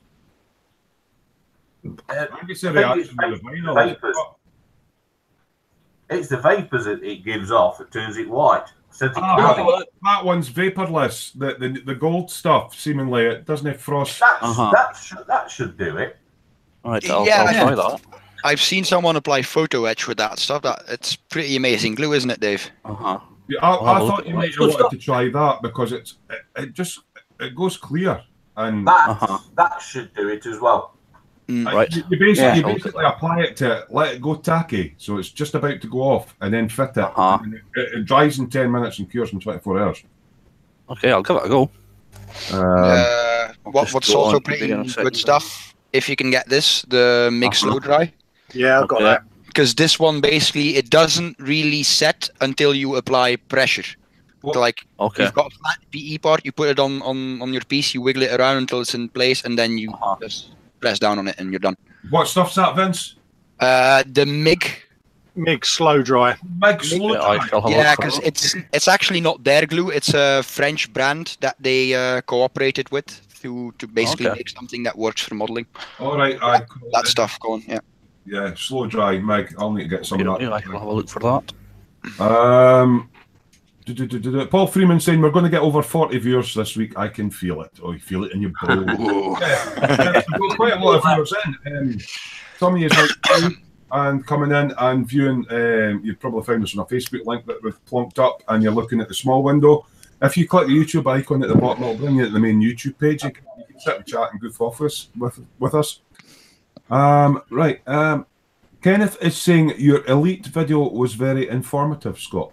Have you been putting a video up? My elite video? I think he's confusing you for one of the inept crew. Are you thinking about the other bearded chap, Chris? Yeah, he's probably thinking about Chris or Paul. See, there's so many. I don't think it was me. No, Scott's not started his channel yet. I know you're still working on software. Yeah, it's Team Inept that's been playing a lot of Elite Dangerous these past few months. Right. Yeah. Scott's too busy with work and to be sitting playing Elite and Dangerous. Kieran's saying, can you not put metal rod into the pipe, then drill holes into the rams, etc. to pin it? Yeah, that's another way of doing it. That's what I do with the bikes. Yeah. On the calipers, yeah. Or wire or whatever. Just at the very end, Kieran said. Another thing you can do with the plastic tubing as well is get some of that time wire, the lead wire that the fishermen use to do the flies with. Get a smaller size, put a slightly shorter in length piece of that in, and you can actually bend it to the shape. I do that with copper wire. I've got different grades of copper wire, so that if you're bending the pipe round a radius, the vinyl tube's got a tendency to kink. It stops it kinking, and it holds. To show you, the pipes are actually the I normally shove in a little bit of network cable, one of the inner strands. Cat 5 braided, Just something. My airbrush hose on my spray booth there. That's Cat 5 cable coiled round a pen. Yeah. Oh yeah. It's just something to stop the outer vinyl collapsing, isn't it? Yeah. Or actually, hang on, I'll just show you. The pipes are sort of pre-molded. It's not actually hollow vinyl tube. Vinyl you cut to length. No. We've hit 40 viewers now. Hey! Da, da, da, da, da, da, da, By the way, Scott, Jared's saying that the orange on your digger is spot on. It looks real. Oh, right. Sure. It's just Vallejo orange. So are they hollow, those tubes, then? No, they're molded like that. And it's a vinyl. Right. Yeah, it's like rubbery. Right. All that and all that. I thought it was like the Tamiya where you get the... No. So they're going to be a bit of a pain. Yeah, but that... that hypo spray should do it. Yeah. Okay, I'll give it a go. There's just loads of them. You know what you want to do, Scott? Cut a piece of the sprue off. Then cut that piece in half and put some of that hypo glue on it. And just try it that way first, see if it does bond it. Right, I shall order some of that. Neil Kroll saying he's just back again from shifting the snow. This is much warmer. Whereabout are you again, Neil? I know you're across sort of Canada. Yeah. Kenneth M saying, Mike, maybe you could learn to juggle so we can tell when your screen freezes. Actually, it's juggling boobs. It's crazy boobs, and they're for juggling. Nice. Juggling with flesh stones. Paul Freeman's jinxing it. He's saying 40 watching. It says 39 on mine, but it says 39 on mine as well. It did go up to 40. I haven't done anything on my Beetle this week. I've been doing a little bit on my actual Peterbilt truck. I got distracted. So I've got my big chassis. That's all in primer now. So I've got all my air tanks and everything. It's going to be quite a substantial model, size of it. So that's all in primer. But I'm wondering whether I've been looking at different Peterbilt trucks. I'm not in America, so I haven't seen the real truck. So I've been looking at pictures, and I like the colour that Steino is, but I didn't know whether to leave it just in the Steiny or put a gloss coat over it to give it a sort of semi-gloss. So I don't know. I'm looking at pictures, so I'm doing that and all the other bits. A lot of stuff going into primer stages on that. So I've been doing that this week, and Colin's fault. See, I would have glued the bug on top of that, and you could have had a Peter beetle. You've been watching Mad Max again, haven't you, Colin? I've not done anything to the bug. I mean, there's my hippie chip flowery bug. Yeah, that's what I would have done, mate. Peter beetle. So, just for an idea of scale, this is 1/16 chassis off the Peterbilt truck. Yeah, that'll work. Little bit of sprue goo, mate. Blend it in. You'd never know. And 1/30. There we go. You should have it sitting over the back wheels like a hot rod. Yeah, mate. Honestly, a little bit of filler, mate. You'd never know that should. I've never know it's the wrong scale. Yeah. I've been enjoying working on that, actually. I've got my mojo back, and sometimes I like to build, sometimes I like to paint. So I've been doing quite a lot of painting. Colin's fault. I got myself a nice wee resin bust of an elf archer. Now, I'm only just starting. This is all just base colour, so that's base flesh. Working out where I'm putting all the colours in that. Yeah, dirty old man. I've whited out the eyes and glossed them. I've been watching videos and stuff. So I got myself an army painter brush set. You maybe seen me posting it up, and they're supposed to be really good. So I think now I've got a decent brushes. The next thing I'm going to try is doing the eyes on it. Because that is certainly got the shakes in the early hours of the morning and ordered a couple. I'm not quite sure yet. I'm actually enjoying that so much. I'm thinking of ordering more. So I've also been detailing upper bow and the other arm. They're easier to paint off, and then I'll touch up when I glue them on, because one comes across their body. And I need to remember to get some easy line for the bow, and I'm going to try and do a lightning effect on it. Yeah. But I'm loving it, and it's like I could be putting a gloss coat on the Beetle and getting that finished, but I've just been so engrossed in painting that, and it's. Did tell you, mate, they're therapeutic, mate. And the method I'm trying to paint it, and I've never tried it before, is doing it with glazes, so it's like really watering down your paint, so you're just going over thin layers and building it up, and I'm just enjoying trying to do it and getting my eye in for accuracy in that. So that's all I've been doing. But yeah, I take full responsibility. Yeah, I'm enjoying cracking on the Peterbilt, but most of the filling and sanding done now, so I'm hoping to get a rolling chassis on that and start getting some wheels on it and stuff. I've been thinking about the tyres. Now, the tyres that's on it, the rims are, the way they're moulded, they sit off the rim. So I was thinking, you know the poly packing nuggets that you get? I was thinking of packing the tyres with those and setting them in hot water to see if it pulls it out a bit, because a lot of the models you look at, the wheels are hanging off the rim. Just put a shot of air in it. You've got an airbrush. You've got an airbrush. Put some air in them and push them out to the rims. Well, I was thinking if that doesn't happen, then they just leave the foam packing nuggets inside the tyre to force it out when I fit them on, so it's against the rim. Put some expanded foam in them. And then you just sit the big. What's this? I'm just catching up. Yeah, Common Road Junction. I need to make or get some people have been shredded by gunfire. How would I do it? Right. Okay. So I need to make some people that have been shredded by gunfire. Are you talking about soldiers or fictional?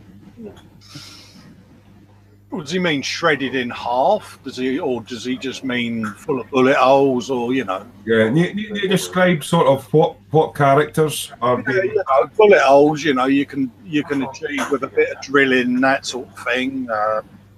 And as you drill into the plastic, actually leave the burr around the top edge, and so it looks like torn cloth. Yeah.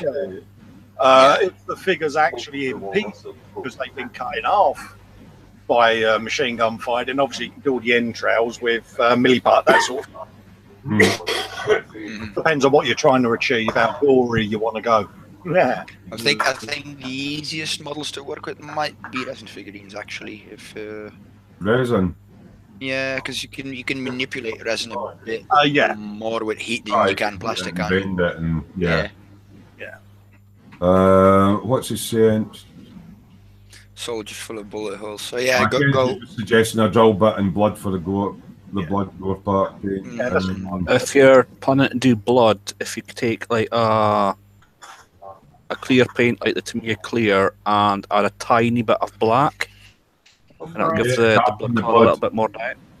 It says he's used blood for the blood god for the firing wall. A firing wall. So is it a firing squad thing that you're trying to?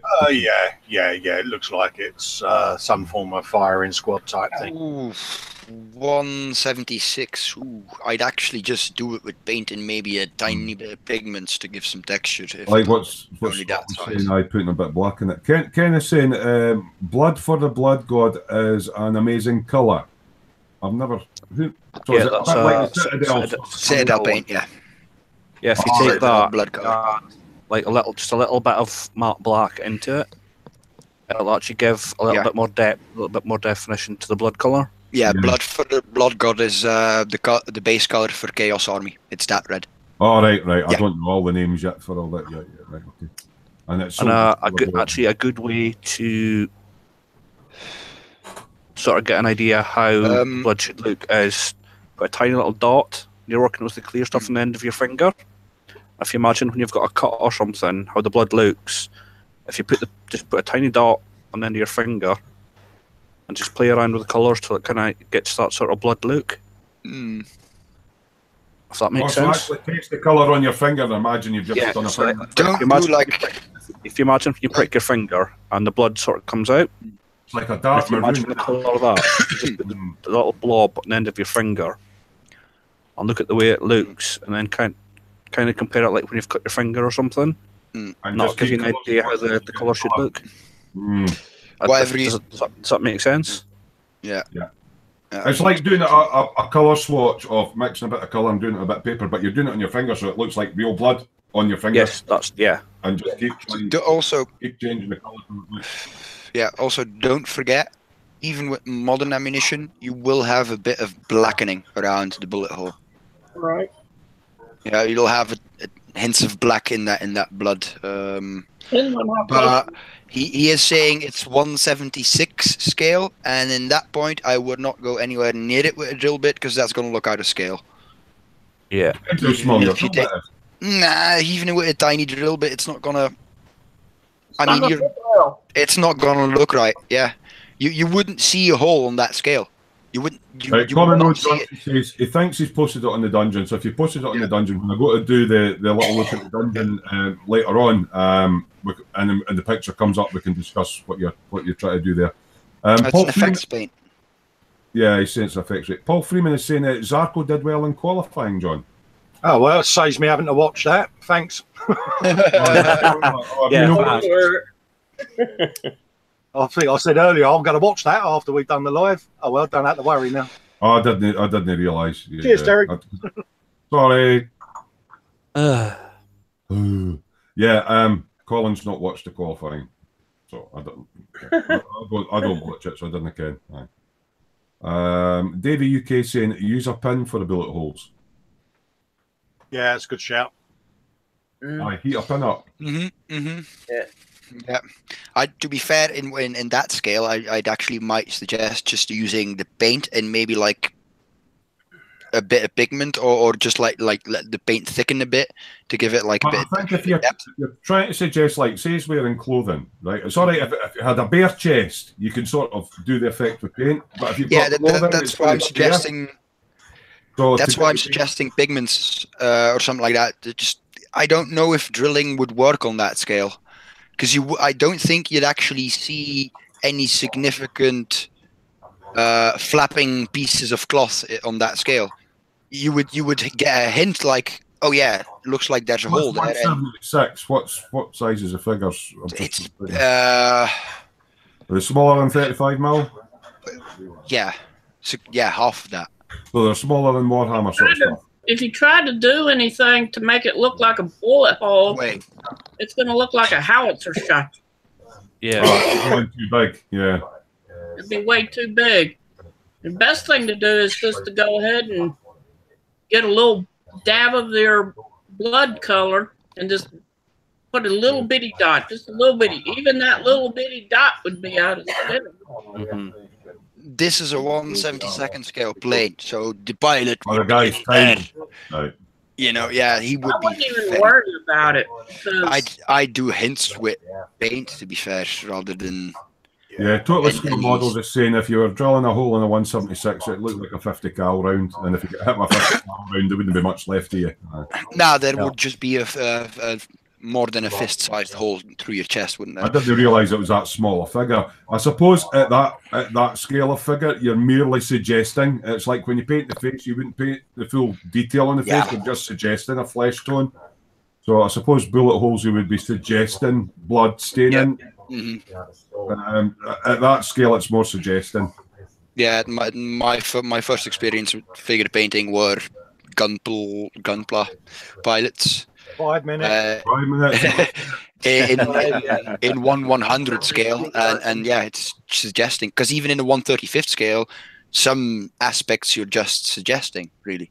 Yeah, I think it makes a difference when you know what sort of size figures you're working with. And when you're talking about something that size, it's But if you're getting on a bigger scale, then drilling out and pinholes and stuff you would be able to see them.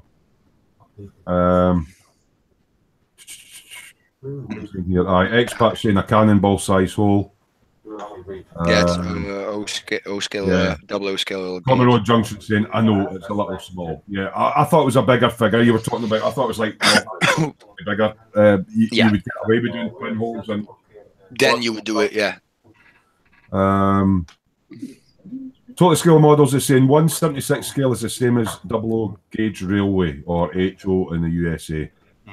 But basically, the average, if you look at a train diorama or a road, HO is the standard scale, basically. So most of us can imagine what size that would be. Yeah, I was thinking he was maybe talking about. Oh, I got one. Even in a little, are they 25 or 35 millimeter Warhammer? I can't mind now. If you were trying to suggest a bullet hole in something that size, you'd be looking for pin prick with some paint around it. You know, and that's a lot bigger than the ones he's doing. If you were talking about something that size, which is 1/8, then different ball game. Completely different ball, because I do more than drilling with that. I'd actually start maybe apply a wet napkin or something like that, and tear that. When you got to get your No, but like if you've got a paper tissue, you peel it apart, so you've got like the one. Are you on about like raised wounds and broken bones coming through on bigger figurines where you? Yeah, like you could actually do the torn cloth in a torn tissue. Oh, right. Yeah. Right. Alan's back. He's back. Alan's back with a vengeance. Yeah. So what have you guys all been building in the chat? We've worked through all what we've been up to. Oh, you've skipped me though. Oh, right. I forgot. Well, haven't they done you because you were late? I've got my pretty little cars out for you. Because you missed the register call. Registration class. Right, Vincent, what have you been up to, young man? Your Beetle.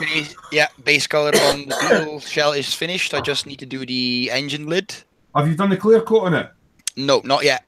It looks shiny though. It's just so heavy on the metallics that it looks like this. Is that zero paint? It's a zero paint Ferrari colour. Because normally zero paint's going really matte. If you look at it in real life, you can see a matteness to it, but it's just so dense in the metallics. I mean, wait. This is the bottom of my bottle. Right. Because this is the paint color, and you can actually see. So it's a really high. Very small. Yeah. Then. Yeah. That's nice. So is that what your car looks like then? No, I went a bit off base, because my car, I kept an original black color on it to keep the value of it, because it's a 65 and they've been going up in value quite significantly. So you're a collector or a driver then?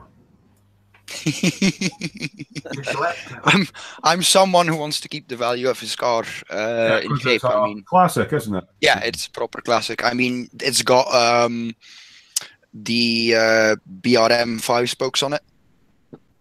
And it's got an axle I can lower, but that's something you can swap out for original parts in a heartbeat. You have a similar thing in Europe that we have in the UK, where when a car gets classic status, you no longer have to pay road tax because it's paid so much road tax. You still pay a road tax, but it's €50 or something a year.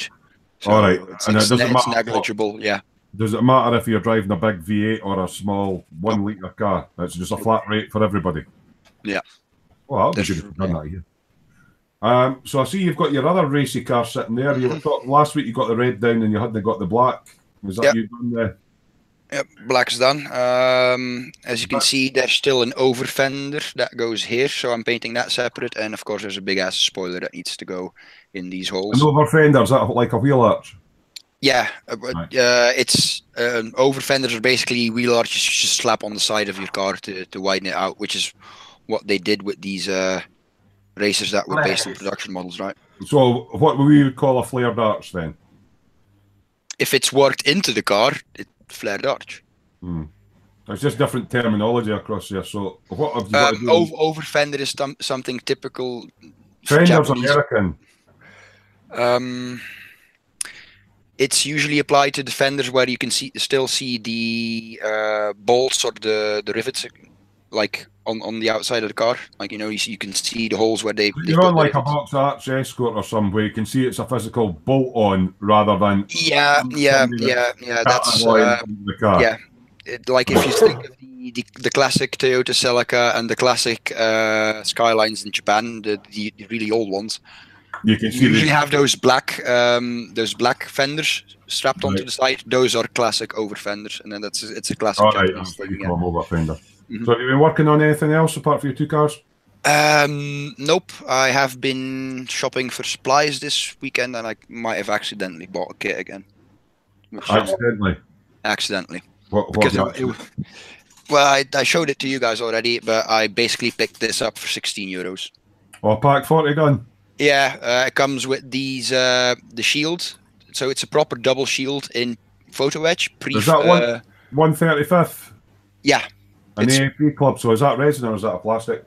It's plastic, but it's got vinyl tires. It's got the pre-folded PE for the shields, and it's got an aluminium barrel. So for €16, you're gonna spend more on aftermarket to get stuff like that. PE's pre-folded.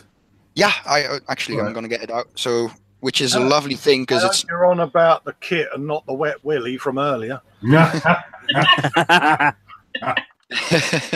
Because you couldn't fold it this neatly. Like this is it. All right. Okay. And one's marked. This one's marked number 2 because that's the outside one, and this one's on this side is marked number 1 because that's the one that goes. I've never seen pre-folded. Oh, that's a good idea, especially on something as small as that. Yeah. It's a very complex fold, and you can do it in one part. So see if you're building a model like that, which is obviously is that going to be part of a diorama that you've got planned then? Yeah, I'm doing because I've got that Panther. I've got a Mank Panther, both A models, one a late, one an early, and I've got an initial model Tiger, and I'm going to basically do a giant Kursk diorama. So the Russian one, Kursk. Yeah, because it's 75 years anniversary, isn't it? Great stuff, Vince. Thanks for that. Now I'm just going to catch up on the chat again. Alan saying Mrs. F came home from work and he had to go and say hello. Yeah, or he'd have been in the doghouse, mate. So Alan's challenged Dave to a mini build off because he's got a Mini Cooper to do. Dave? Oh, Dave's way ahead of you. Dave, have you finished your mini yet? Is Dave froze out? Dave's went black, is he? Dave's went black. He can maybe hear us, but I can't see him moving. Frozen on my end. He'll need to relog. That's maybe why we haven't heard from Dave. Right. If you can hear us, Dave, you need to log back in. Total Screen Models says can't show what Vincent's been working on as it's still wet. Let's say it's talking about that. I've been getting texts that I'm expecting back downstairs. So yeah, from Mr. No, not her. No, not that downstairs. No, just downstairs in the living room. So yeah. He's watching the show live. He's in trouble. Yeah, I would be. Catch you later, guys. Catch you later, Vincent. Bye. I think Mike's just disappeared for a cup of tea or something like that because his camera's his camera's okay. His camera's going all right. He's just away from the bench.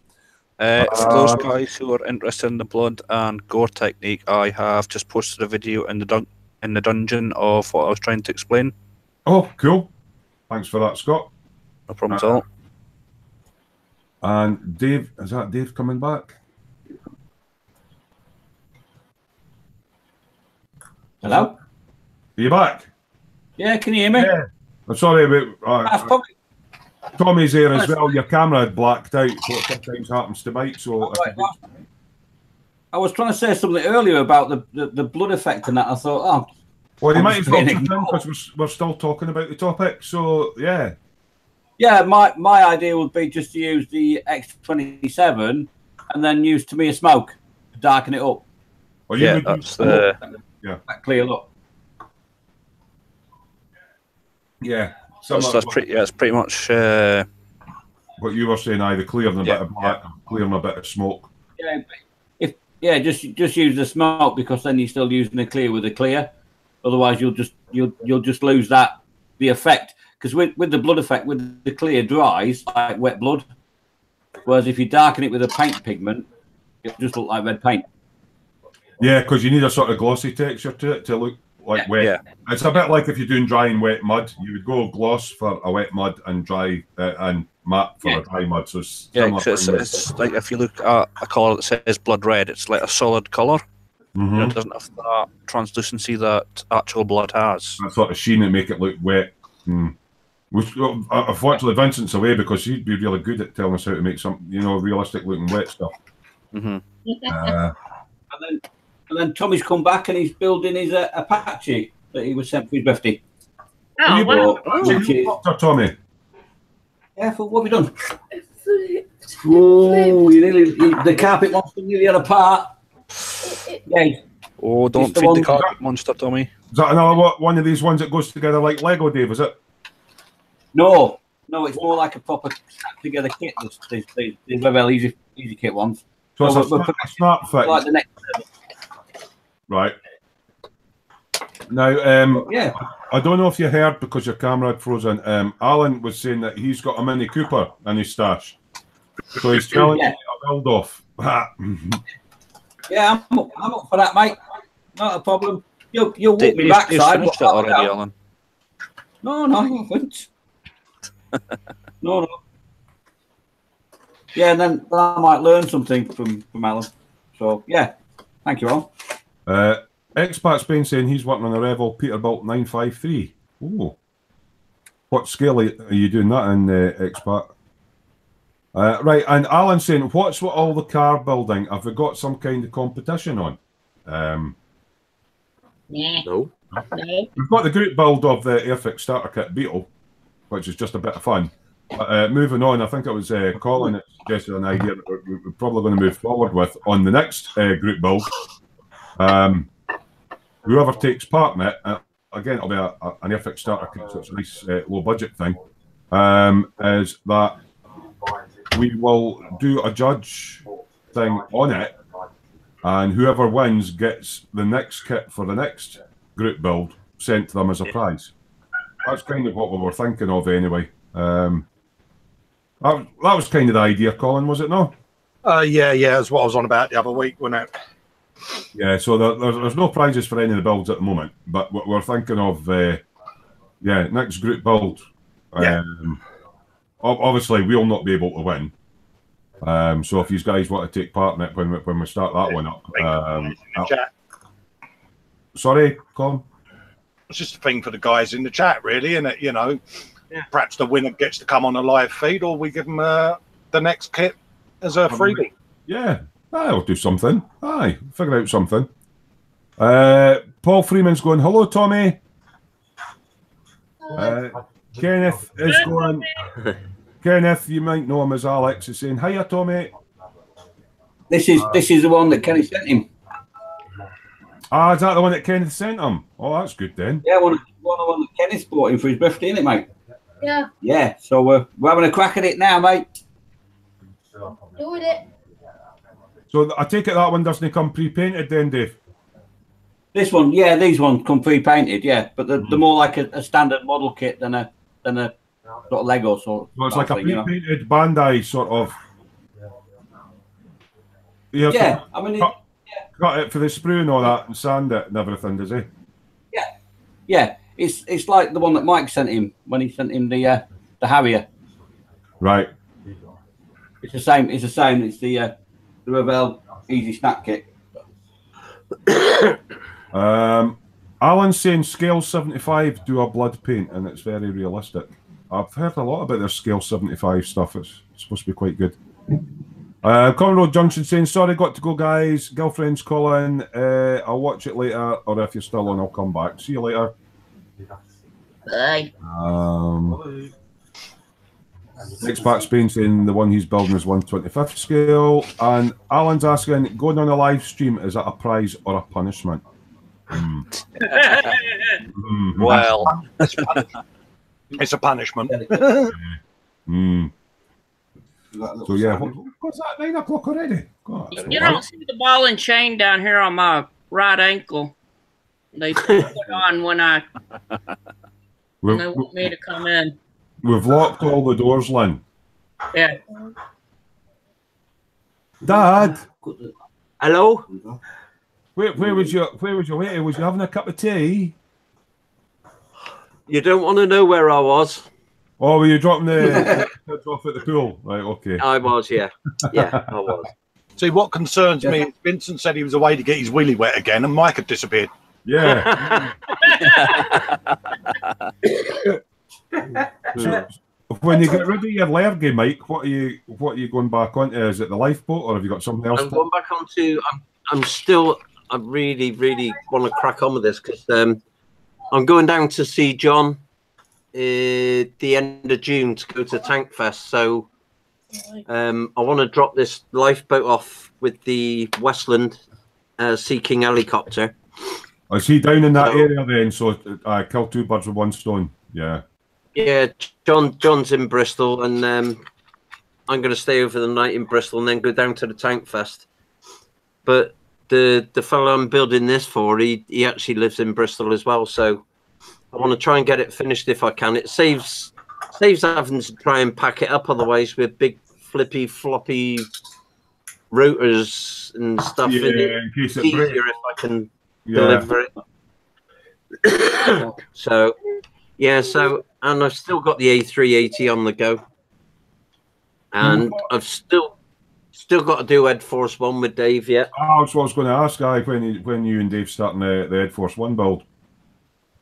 Yeah, as soon as I get this 7 class out of the way, and then see where Dave's up to, because you know the speed he builds that. I mean, blimey, flies through them all. Kevin Mortimer said his 16th Peterbilt is on the shelf for a while. Bloody thing tested his patience to the limit.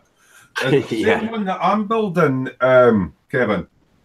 This one, it's what was it originally? It was a monogram kit, and Rebels reboxed it. And the amount of work you've got to do in Flash and stuff, and try to get things to fit. Is it the same one that you're doing, Kevin?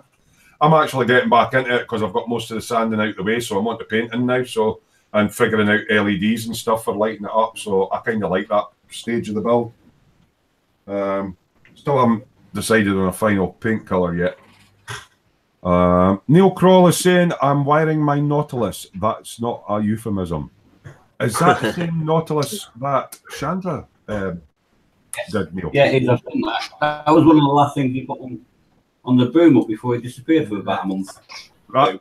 Chandra took an interesting slant. She actually took the faces of pocket watches for the big porthole type things. Fantastic job she did on it. Ah, yeah. Seen that. Yeah. So I've asked John what he's... I've asked John what he's building. You're Star Trekking the night, John, aren't you? Yeah, doing the... Star Trekking across the universe. Oh, number 3, yeah. You're right. Come on then. Oh, is that you? Are you decaling just now then, Johnny? Yeah. Yeah. There'll be quite a lot to go on that. Do you have to paint it then? Do you put a base colour on the rest? It's all decals on these things. Yeah, I rattle canned it. So you rattle can it, and then it's just like the whole thing gets covered in decals. Yeah, a matte black base. Yeah. Then some white primer. Then I coated it in some appliance white, and then a clear pearl finish. That's interesting that you do the same thing as what Colin does with his civilian aircraft and that. This appliance white and the rattle cans. Yeah. Yeah. Best stuff for doing airliners, ain't it, Colin? Yeah, certainly is, mate. It stays white. It don't fade. It don't go discoloured. It stays white. Where do you guys get it from? Halfords anywhere. And it's just called appliance paint. Yeah, you can get it on the eBay and that. It's just appliance gloss. Wilkinson sell it. If you're doing a white airliner, it just gives you that nice. I suppose it'll be quite hard wearing as well, is it? Yeah, it's an enamel. Enamel. Yeah. Right, I'm just catching up. Kevin said it's the same kit, 90% crimple. Oh, 90% completed. I think that's what it says. David UK is still working on the bug. And I'm just about to sneeze. Apologies if I do. JS Idaho saying, hello, model addicts. Evening, JS Idaho. Hello. JS Idaho saying, hello, Tommy, and how is the Apache going? Hey, I tell you something, he's doing all right. Up to well, that's quick. And yeah. And the roticopters spin. Aye, tight as well, yeah. I watched an interesting thing on the Grumpy Modelers. A guy had built a Corsair and it was sitting there and he had some background sort of noises going and the propeller's spinning round and all the guys thought that he'd actually put a motor in it and he just had his cold air fan sitting aimed at the plane while he was videoing it and the prop was whirling round and they all thought he put electric motors in, so that was kind of cool. There you are, Terry. Oh, hold on. Blowing. Oh, it's primer white. That's primer, and that's the legendary colour. Yeah, I did have one held up, but yeah, I gave up in the end. My arm was getting sore. I didn't notice. Aye. So you have to get their primer as well for it then? It doesn't react to get their primer. Right. I'm just giving you. Kevin saying it's 90% complete, needs paint in the bodywork. Impressive looking truck though. Right, I need to nip to the bathroom and put my heating on because it's Baltic in here. I'll be back in 2 seconds, guys. 1,000, 2,000, 3,000. Your Optivisor needs a sharp knife on it, Lynn. Yeah, you've got to have the Smoo Industries sharp mouth on it. Well, I'm working on it. Oh.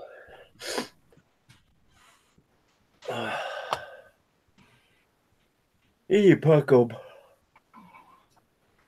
It's all gone a bit quiet. May go to sleep since Terry left. Right, so what we'll do, Tommy, we'll use a tiny drop of super glue on that then. We've got technical difficulties. Be back in a moment. Yeah. I'm still counting. Super glue in your hand. Smoo, where are you? I'm here. Now we all should put a piece of black paper or something over our cameras. When he goes back there. We've gone, yeah. Well, we all left.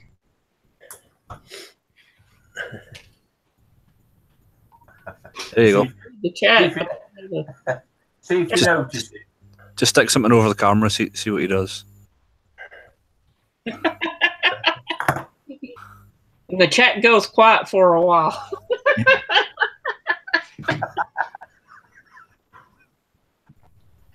Yes, we are mean. Do that, isn't it? They could be a mean lot. Oh yes. Just put your thumb over your lens of your cam over your webcam. Mine turned red. Blood. She's got the finger. Oh, I'm bloody. Colin. Colin. Oh, put your finger over your webcam. You'll think we've all gone. Cooper. Do it properly. Do it properly. A bit louder. What's that doing? About to knock again. No, not enough. Not enough. No, it's your Right.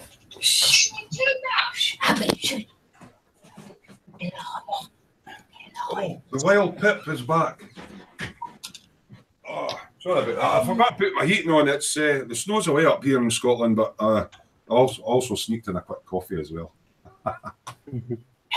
Oh, where has everybody went? There's something strange happening here. Scott's camera's black. Mike's off. You all turned your cameras off, you buggers.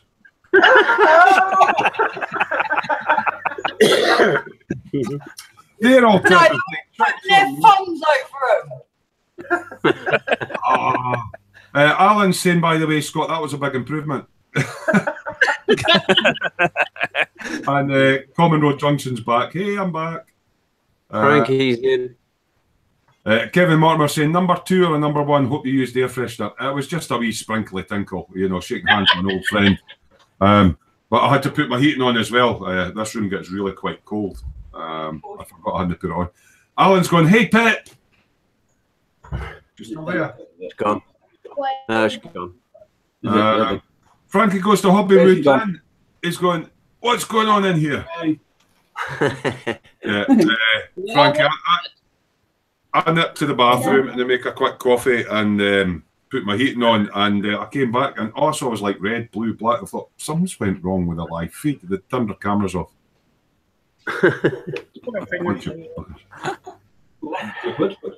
You can't leave these guys alone for 5 minutes. No, don't turn your back.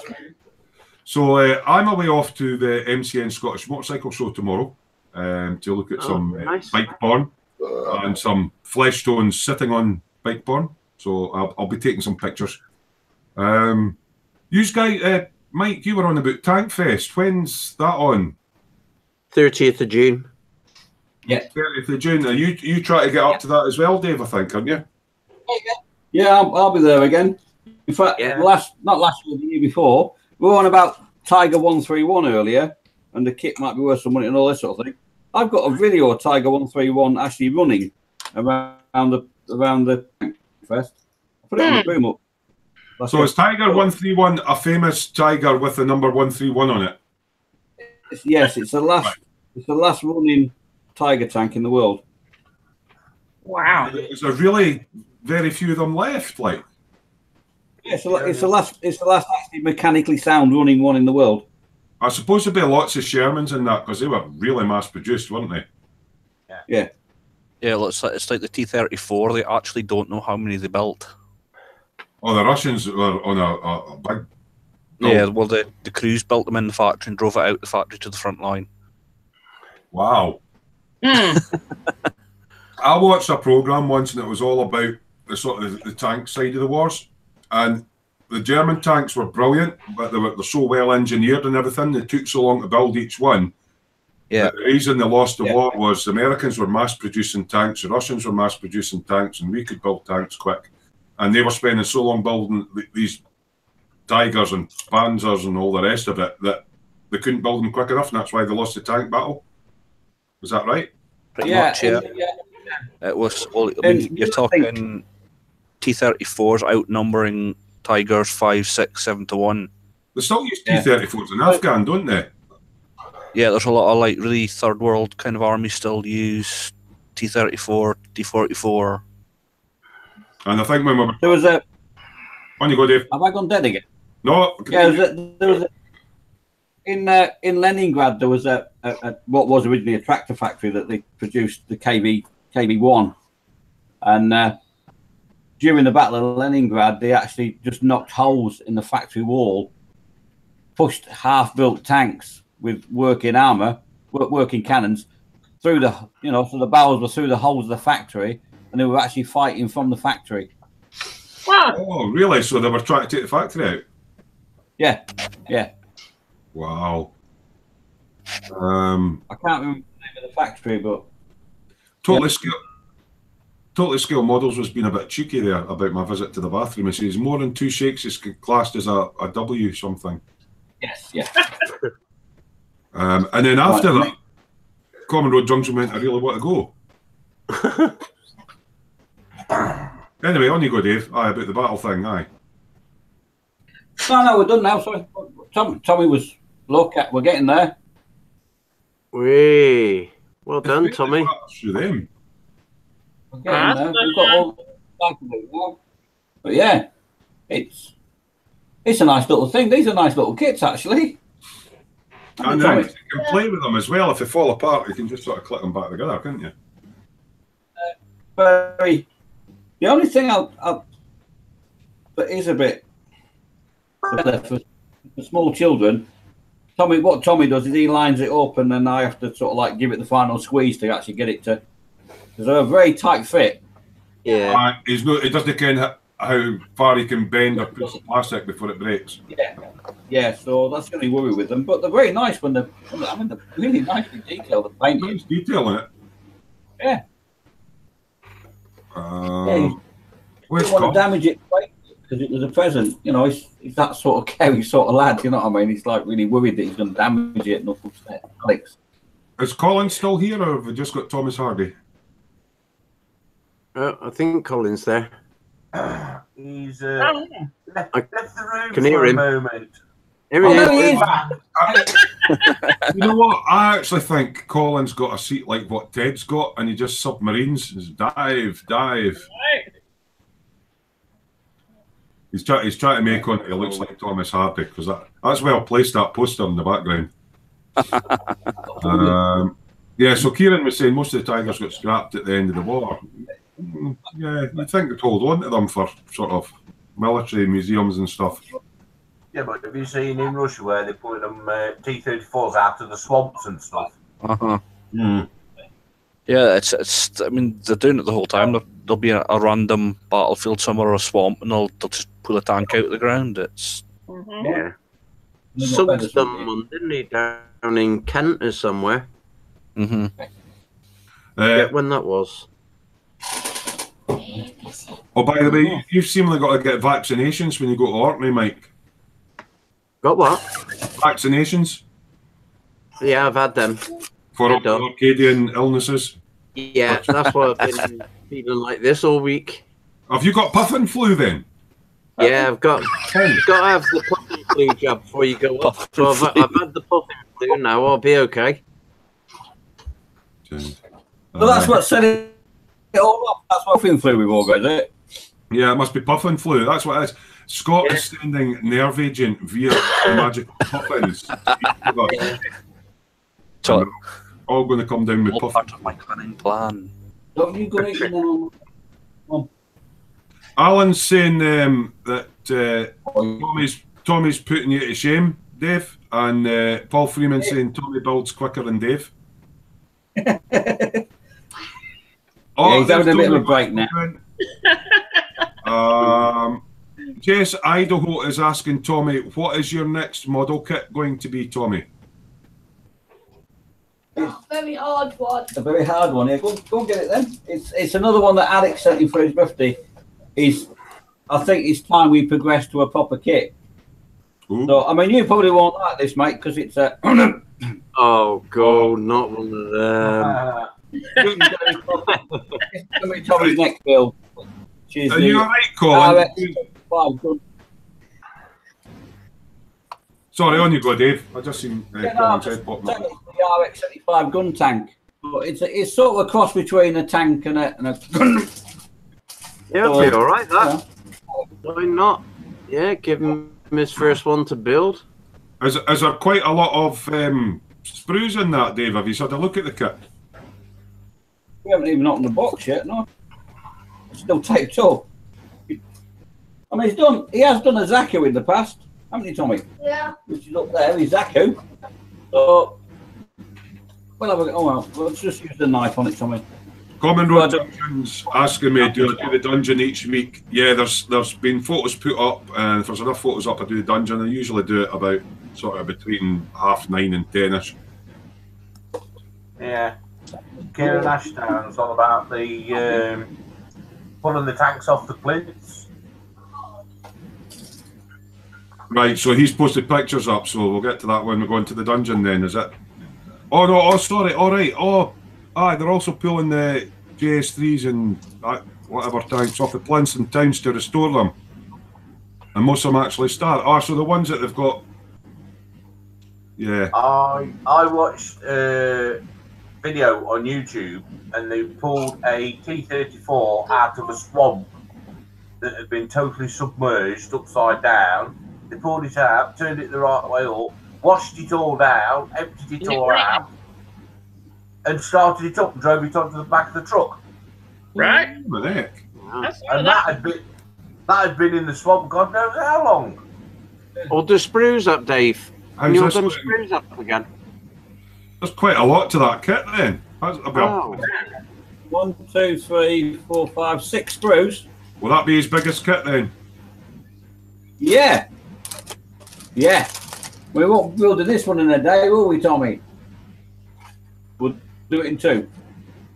And JS Idaho's trying to get me on the naughty steps. I'm not going to say that, but says it is a good kit.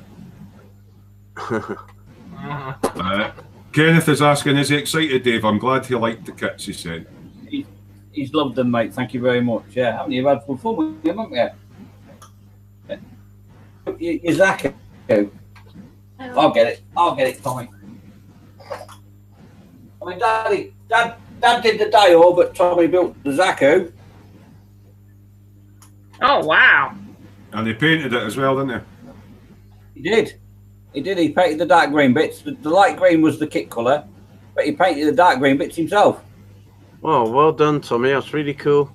Good stuff. Cool. I like them. They look kind of Robocop-y. But use a red ruby. Yeah, if you look, we used a little gem in the eye. Oh, yeah. Oh, for his eye. Yeah. That was his idea. Clever thinking, Tommy. Wasn't it? That was your idea, wasn't it? Catches Genius. Yeah, genius. Don't know where he gets it from. Yeah. But he's not. Neil crawls off to put his kettle on. Wow, digging all that snow. Even Ashdown saying they Russian tanks were bomb-proof. Kieran saying Russians used their brains and used diesel engines. Minimal electrics required, so start relatively easy, as long as you've no hydraulic locked in the bores, I suppose, yeah. Kenneth's built the MG gun tank, and it's an awesome kit. It has working suspension, and the cannons recoil back and forth, Dave. Oh, wow. Oh, cool. Funny. Even better. And Kieran Ashdown's going, good job, Tommy. Frankie goes to Hobbywood, says a nice Zaku. Jared's going, cool, Tommy. Kenneth's going, great effort, Tommy. And JS Idaho's saying, neat effect for the mono eye, Tommy, with the little jewel for the eye. That was all his own idea. That was. Yeah. Good lad. Clever lad. So, Colin, are you okay? You haven't sort of fell asleep? I'm all right, mate. You carry on, buddy. We're just worried you're not on the floor. Nah, I'm all right, mate. He's got his head down. He must be concentrating on something. He's not got any flesh stones. Did you say you ordered some more up, Col? Yeah. He's getting flesh stone withdrawal symptoms. I'm going to order some more after getting that one. It's a beautiful skull. Colin, is there no more with the like the monster kit sort of things, like in your Dracula one or anything like that? No, Dracula's on the fireplace in my lounge, mate. I missed that. I didn't see that when I was there. Tom Hardy's is saying things without moving his lips. Colin's a very clever. Mind you, they must be hard to get hold of now, them sort of 80s monster kits. Yeah, JS Idaho's going flesh stones for Colin. Kieran's saying, oh, did he have a rib removed so he can self-pleasure himself? Who? No. Kieran, if you're on about Colin, he can't even bend his back. It's like Iron Man. He's all. I think Dawn's breaking on Colin's screen. I'm just starting to see an early sunrise there. Look.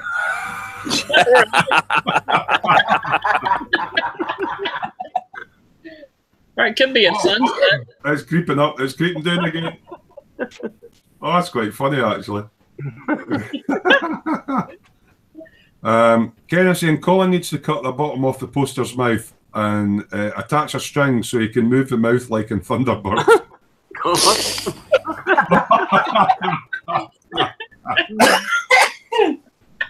Oh, you. Oh. So, Lynn, what other things have you got planned apart from your Beetle? What do you think you'll do after that?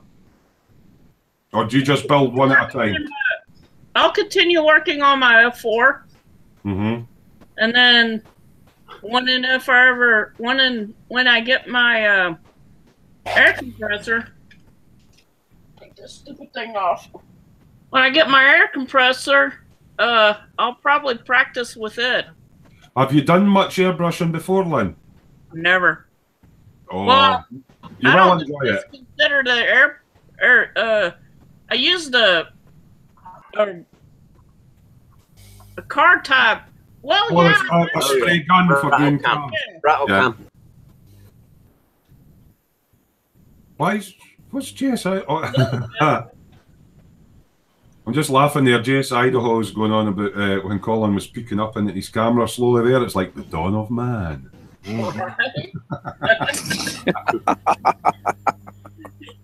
Oh, yeah, dafties. So, have any of the guys in the chat bought something that she who must be a babe doesn't know about? Or, you know, or even better, if you have got a better half and she doesn't quite know what you spend on your model kits, how do you manage to get them home without her seeing?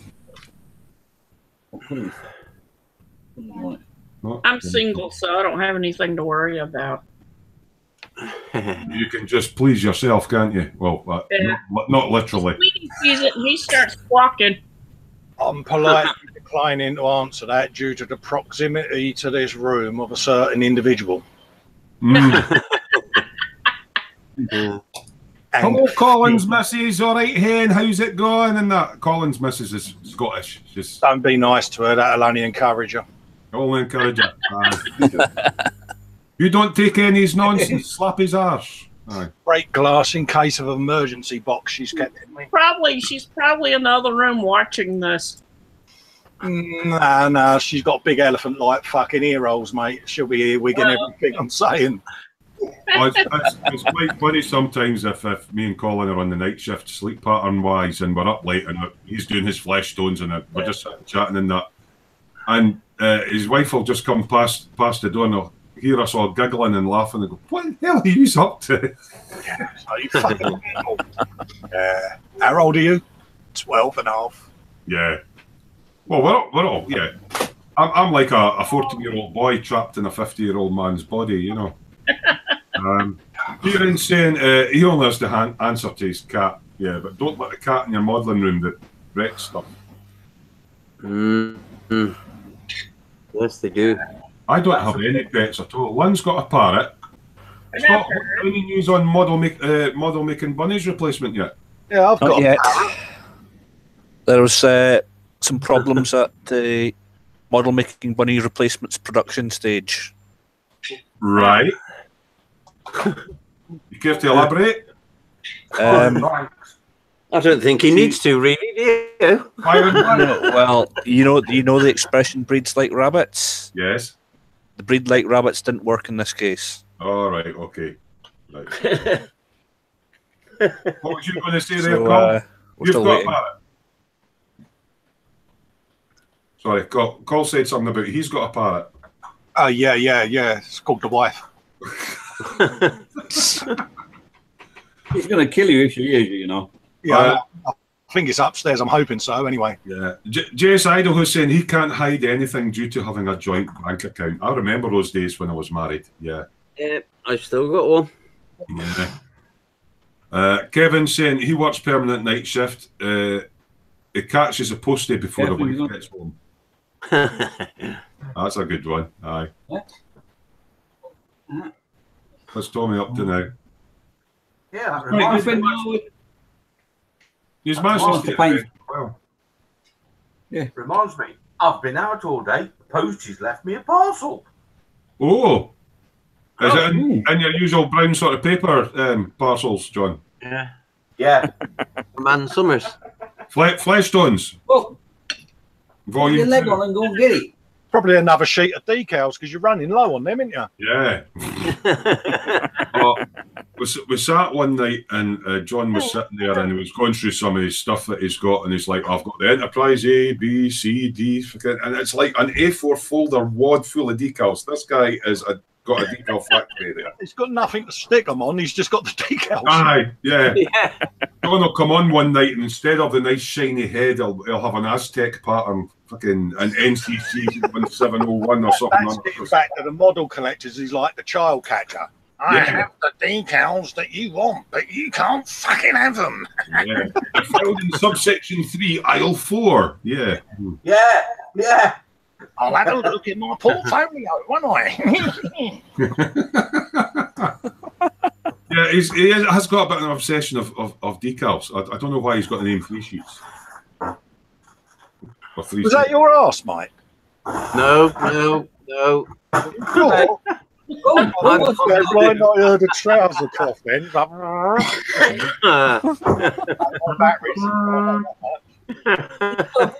John's got a box.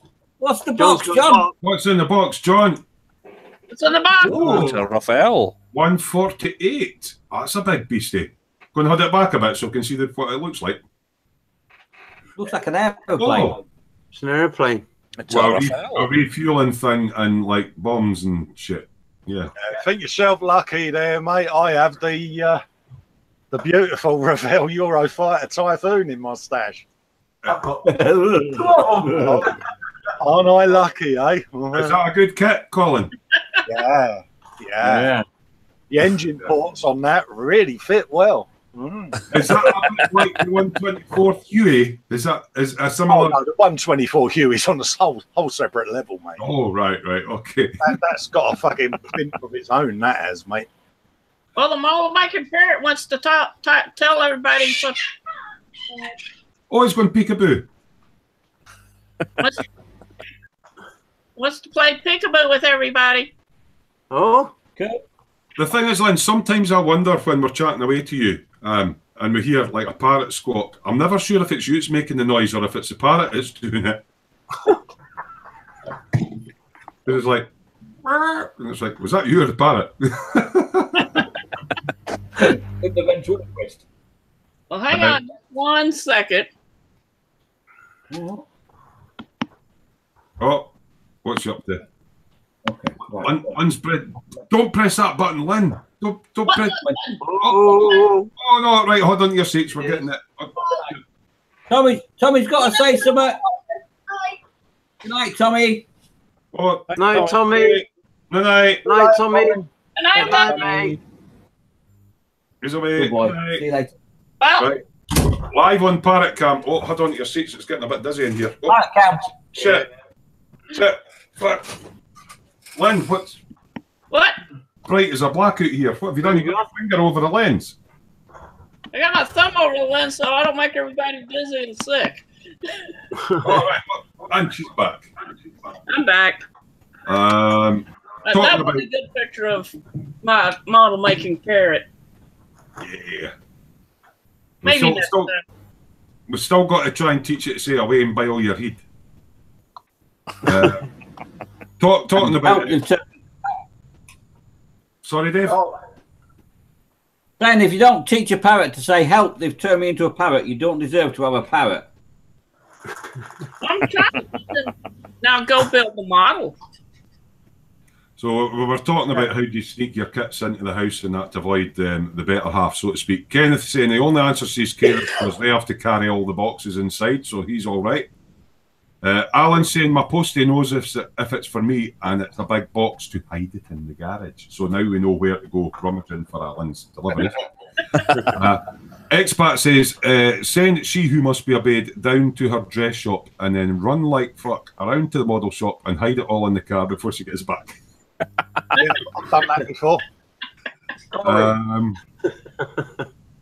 I may involve my sons in my shenanigans and ask them to hide stuff in their rooms and stuff.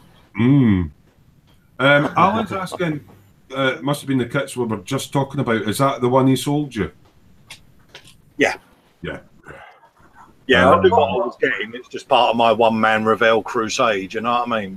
Yeah. What scale was it, Colin? Oh, now you're asking. Oh, I've now got to move from my chair. This may involve pain. You shouldn't be torturing Colin like that. 148.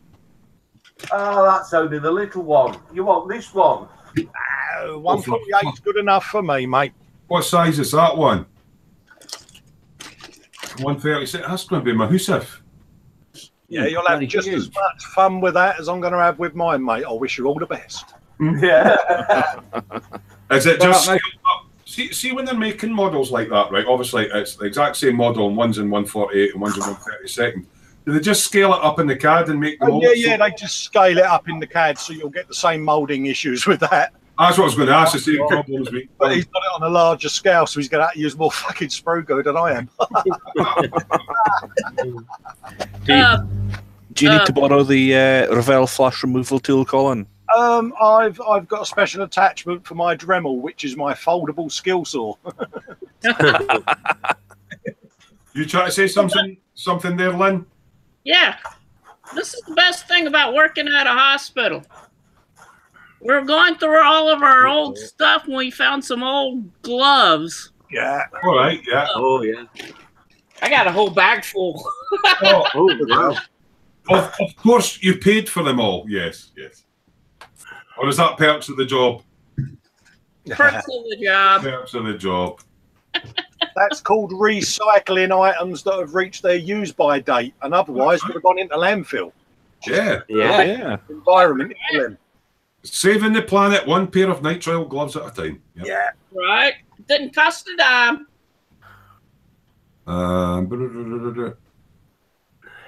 That was just people all saying good night, Tommy. I'll see the chat when it comes back. Kevin Mortimer says, I've grabbed another beer. This is better than Big Brother. That's no back on again, is it? I wouldn't know, mate. It's reality. No, you know what I mean? 1:42 p.m. Mind you, saying that, with some of our hangouts, I just envisaged that bloke going, J-E-E-E, and Terry's still building his fucking Beetle. Oh, you're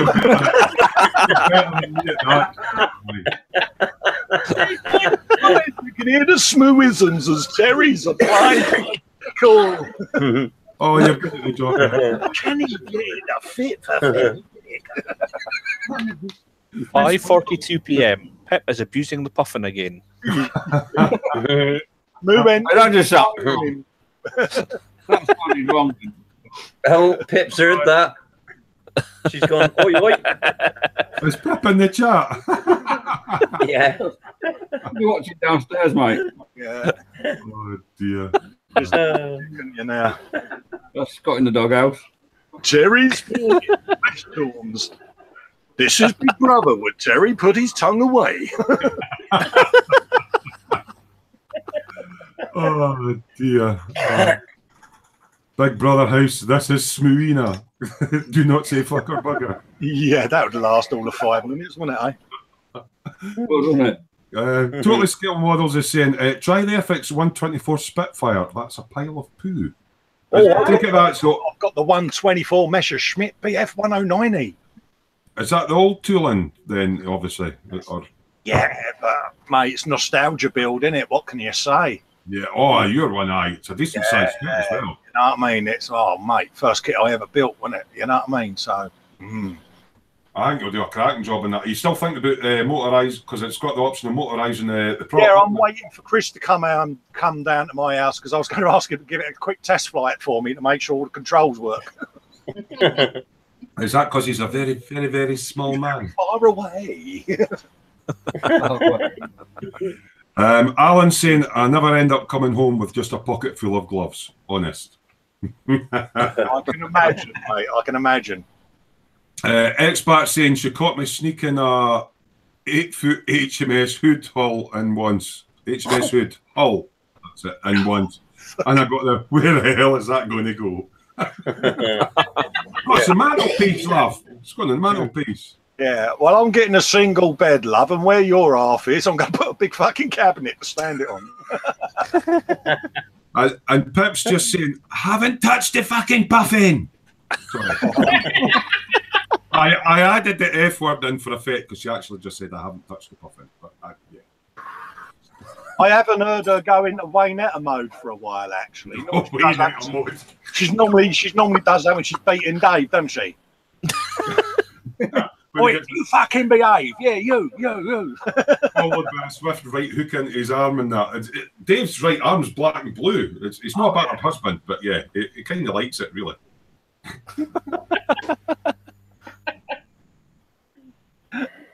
Alan saying it's puffin code for... Yeah. Is that a euphemism? Yes. So, Scott, what are you going to get onto after you've done your diggery thingy? Yeah, good question. On 24 Huey. Yeah, I'll get the flash removal tool already. Yeah, that's definitely got your mojo back with Scott, isn't it? Oh, definitely. Yeah, I might do my other big diggery thingy. You got another big diggery thingy? That big bulldozer thing. Oh, is that the main armored bulldozer? The armored dozer. The armored D9. Mm. Yeah, do that one, Scott. Start that one and I can see it when I come up then. Kevin Mortimer says we're all a bunch of nutters, we're cracking them up. Yeah, it's just normal. Expat saying it didn't fit sideways. I hope you're talking about the hull of that ship. You're doing it wrong, mate. You're definitely doing it wrong. So I bet them cannons were a bit of a bind then. I seen another good, well, a wee joke on the Grumpy Skull model. You know how you always get the camo joke in that? Oh, I can't see the model. Yeah. He dropped a 28-pound cannon on his foot, and you just see this wee 1/300 scale cannon sitting on his foot. It's right, okay. That thing. I did it when my mate asked me to do the Supercat Jackal for him. And he said, how are you going to manage the camo? And I said, I'll send you a picture. And I had a sheet of sandpaper with the 4 wheels on it and a base for the soldier. And I just sent him it and went, camo's come up really well, mate, isn't it? What? Somebody's shown me a big dozer. Is yeah, I have to the next one. Oh, that's a beastie thing, isn't it? That's nice. And it's Meng. That'll be a good kit if it's Meng. I'm real impressed with Meng. It's a big box with lots of big parts. And that was just John's decal delivery. Well, here's Pip. Watch out now. You've done it now. Oh, Pip said us talking about her. Where is she? There she is. Ah, Pip. Hello, Pip. Pip's having a word in his shell, like. Which is just getting a wee dig in the arm. That's live on telly, Pip. You can get chocolates over that. You put him in his place, Pip. Don't stand for it, mate. Don't take any nonsense. Has he framed your nice CDs for you yet, darling? No. Oh, Dave, you assured us all in the hangout last night you would do that today. I'll have a go later. Is this the CDs or this Korean Ladyboy band thing? Be careful, though, Pip, because he said he was going to use them as Dio bases. Fuck off. That language. Such a lady, my wife. Expat was saying about Scott's kit. It's a nice kit, that Meng Dozer kit. Kenneth keeps asking, did you have daylight saving time change in the UK last week? I think, wasn't it last week, the week before? 2 weeks ago. So we've went forward an hour. So where you're used to us going on at 8 time, we're an hour earlier than what you would normally be. Reese is in. Evening, gents. How are we doing? Sad not to be with you guys this evening. Having some beaker time away from the bench. Kenneth M is going, hello, Pip. Jace Idaho's going at 70 plus tons of cat power. So is that those are Caterpillar power? Yeah. Yeah, it's Caterpillar D9. Oh, what's calling flashing in front of the screen there, mate? Someone said cat, so I just instinctively. That was just like a. Pepsikins, oh, my lovely little Pepsikins, Pepsi pills. She said, "Do you want a tea offie?" Camera. Pip's going to make me a cup of tea. She said, "Do you want a tea offie?" She did something very silly earlier, didn't you? Oh, Yeah. Oh dear. You made herself a cup of coffee and then put a tea bag in it as well, without realising. I've never tried that hybrid. Yeah, that you know. Was it nice, dear? No. Got John. Apparently, it wasn't very nice. Just turn around and say it was one of those new luxury coffee bags. A coffee bag. Yeah. 2 sugars, Pip. I can see why Kenneth's confused now, because they went back an hour and we went forward an hour, so it's actually 2 hours out for when he usually watches us. Oh, right. Okay. What time is it in Melbourne now then? Wednesday. I thought it was 12 hours difference. Hey? Wednesday. Wednesday. Kenneth's in Australia, is he? Oh, yeah. Kenneth's in Melbourne. Oh, right. I was just wondering why. He's down in the good bit of Australia. He's in Melbourne. Oh, opposite end of the world, so he's went back an hour, we went forward an hour, so we're still trying to chase him around the planet, but we'll never, unless we dig a hole straight down. 7 a.m. Well. Yeah, and it's 10 minutes to 10 p.m. here. Sunday at 7 a.m. Yeah, Kenneth, what was the winning lottery numbers, mate? Okay. What's your winning lottery numbers? Common Road Junction is asking, are you okay, Reese? Obviously, people have not seen you for a wee while. Yeah, Beaky Poos, come on, mate. We're all here. You know where we are. Yeah, stick your head in and get a wee giggle. You said you was going to knit me a wig out of some of that wiry hair anyway. Yeah. What is it they call that? Is it? No, Merkin's not the right thing because Merkin's for downstairs. What's it? Well, see, you asked me that the other week and I straight away said Merkin, and then you was all teasing me as to how I knew what a Merkin was. Yeah. So, yeah, a Merkin, for those that don't know, is a fanny wig, which for the Americans, a fanny's the rear end, so it's a lady garden wig. A lady garden foliage, we should say. Yes, foliage. Yeah. That's what a Merkin is. Yes, the foliage that goes beside the flower in the garden area. Yes. Yeah, if that's what you want to call it. Yeah. I've never smelt flowers. It's like Harry Ramsden's fish shop. Fucking what kind of flowers are that? That flower's called a fucking burden, isn't it? Oh dear. Kenneth, just screw me door shut. Kenneth is saying it is front bum wig. Yeah, front bum wig. Front bottom. Yeah, it's a false lawn for a lady garden. Right, I'm just going to pop open. I've been good. 1 can of beer because I'm going to the bike show tomorrow. When I open a can of beer, I'm going to go have a little look in the dungeon and see what you guys have posted up because there's some really nice work in there. So if somebody can monitor the chat and that while some on the other screen have a wee look, and then I'll come back. We're on it. And show off what you guys have been up to. So you've got a couple of minutes. If you've been still not got your pictures in, stick them in there now. I'll see you posting it up and I can refresh it and get some of your. Oh, cheers, Kenneth. A Smoo wig. Yeah. I like JS Idaho's one. A false lawn. Yeah, Common Road Junction saying, I know I keep saying, but have you been on the dungeon yet? I'm just going to have a look and see what you've all been up to. He's shirking his responsibilities. Common Road Junction, are you on the same name on the Facebook? So I know it's you to highlight when we go on there. Right, I'm going to have a little look to see what you guys have been up to in the dungeon.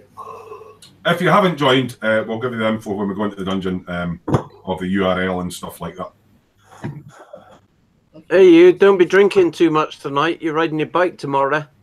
Yeah. I'm not riding my bike tomorrow. I am getting a lift in the van because I'll be humping Dave's bikes back into the van. So I'll be all right. All right then. Just thinking of you. Yeah, I won't be. I don't drink and drive, especially not on a bike. It's just not worth it. Just stupid. No, never done it. Never will. It takes all your concentration at the best of times to stop all these suicide cage drivers taking out at junctions, and yeah, I've done all my advanced and all that. So yeah, bloody hell! Right, okay. That's on my to-do list. on stage in the There's future. lots of stuff getting posted up here. I'm just having a flick through so I know what I'm going to be clicking on. Oh, loads of nice stuff in there. And what's in store this week? What's in store? Well, actually, we'll probably do a what's in store from Smoo Industries when we go across to Graham Lake because he's been doing more 3D printing. So what's in store at Graham Lake's 3D printing thing? That's Graham's Emporium. Just have a flick through it. There's absolutely loads in there, and there's people still putting photos on, so I'll do a quick refresh. Cool. This is my favourite part of the show coming up because I do love it when you guys share your work with us. Some of the stuff's really inspiring, and you know, it's some of it's quite unusual as well. Kits that people maybe didn't even know was there. Idaho's asking what we're drinking. It's Tennant's pish water. I mean, Tennant's lager. Right, okay. I've had a look at Dungeon. There's a lot of nice stuff there. So, ladies on them. pardon? Do they still put the nudie ladies on them? Unfortunately, cans? no. They did it once, I think, for an anniversary edition. They started putting the ladies back on. They were all like 50s, but not girls. Yeah. So I shall go into present full screen mode.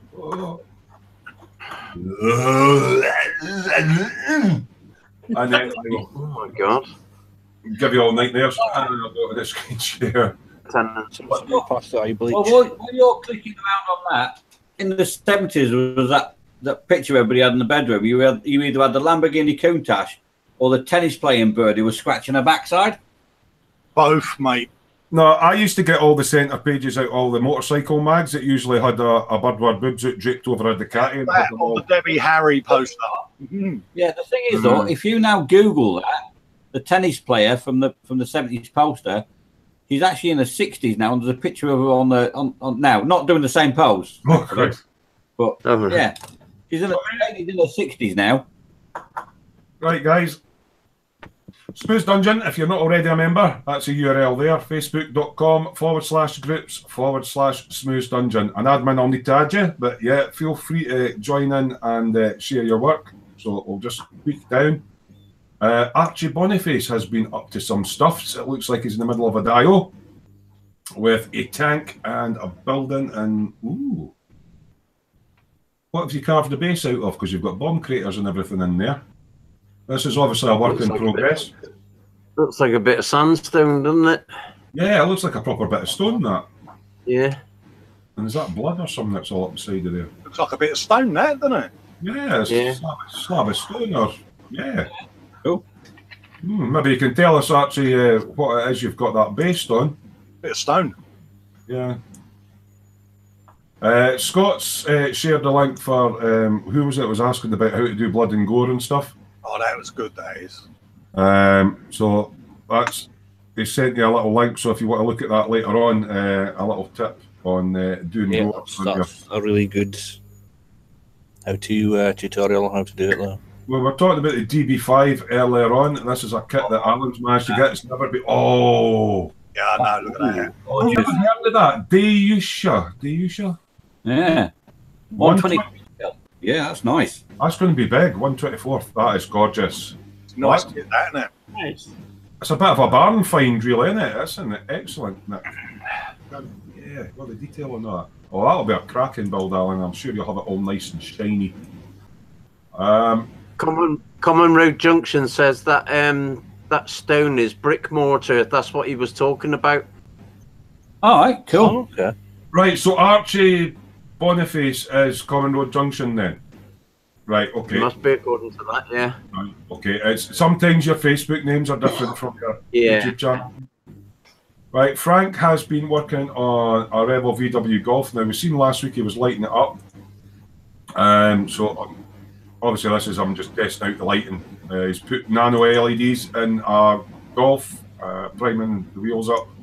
I think this is the same kit that Scott's got this kit, haven't you? Which one's that? The VW, yes. Yeah. Oh, then he's done them wheels, nice. The wheels are nice, eh? They're quite real looking with the steel. Yeah.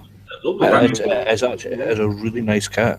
And even the detail on the VW on the centre caps, he's got the colour of the plastic. Kind of, it's got like that satiny sort of. Yeah. Semi-gloss black sort of look, yeah. Nice coat of primer on the body shell. That red stripe round the two round headlights is a distinctive Mark 1 Golf in it. Yeah. I would love a Mark 1 Golf. So it looks like he's used Molotov chrome in the back to help with the reflectors with his LEDs. Detailing up the engine bay and the engine. A bit more detailing on the engine. Engine's in, batteries all detailed up. I think that's where we got to last week. That's looking a bit better now that the body work's on. With lights on. I do like people who take the time to try and light their kits up. It just adds that little bit more. Yeah, so that's quite... we're into body colour now. Oh, wow. Nice. Like a gunmetal-y... Yeah, gunmetal-y metallic on the bodywork. That's starting to take shape. It actually, look, good colour match with the... Wonder what paints he used, if he used the zero paints or... Yeah, that's a cracking job. You can just see the wee LED wires out there. He's just testing everything out. Yeah. Just looks cool with it all lit up. Quite a small model to light up as well. And that's... What's that? Is that interior door panels he's Yeah, it's... you've got like the door panels and the roof lining and... Yeah. Oh, and the bonnet opens on it as well. That's good. I hate cars where you get engine detail and then you can't open the bonnet. Yeah, that's when you get the saw out, isn't it? Yeah, so that's obviously the front McPherson strut and disc. Oh, that's all. I like it. All exploded parts shots. This is it all in the various stages. So that's where he's at the moment. So he must be near to finishing that one then. Yeah. Good job on the wheels as well, on the bodywork and everything. That's cracking. That's a nice little kit. I love the lighting up on that. So who else will be on to next? David, almost there, just a few decals, so we'll probably have to skip through quite a few pictures now. Was this one, if I remember, this is Dairy UK, where he was just doing it as a battered up boy racer sort of car. Well, he's melted it and bashed it. So, now, a while since we've had an update on this one, so let's have a look and see what he's done. We've kind of seen that before. He was painting up all the bumpers and the dash, we've seen that. Made up a roll cage, probably using Colin's suggestion, with the blue tubes for the button buds. And he punched a race seat out of another car. I can remember him saying that. Two-tone colour. Oh, wow. That's nice. Yeah. We showed that the last time. I'm just seeing where we've got to. Right. So he's got some big wheels. They're not the wheels that come with the kit. Oh. I wonder what they're out of. That's definitely an MOT failure, just as well it's a banger racer. Come out further than that. Just look at how you've bashed and banged and... good man. Oh, I like that. That's kind of cool.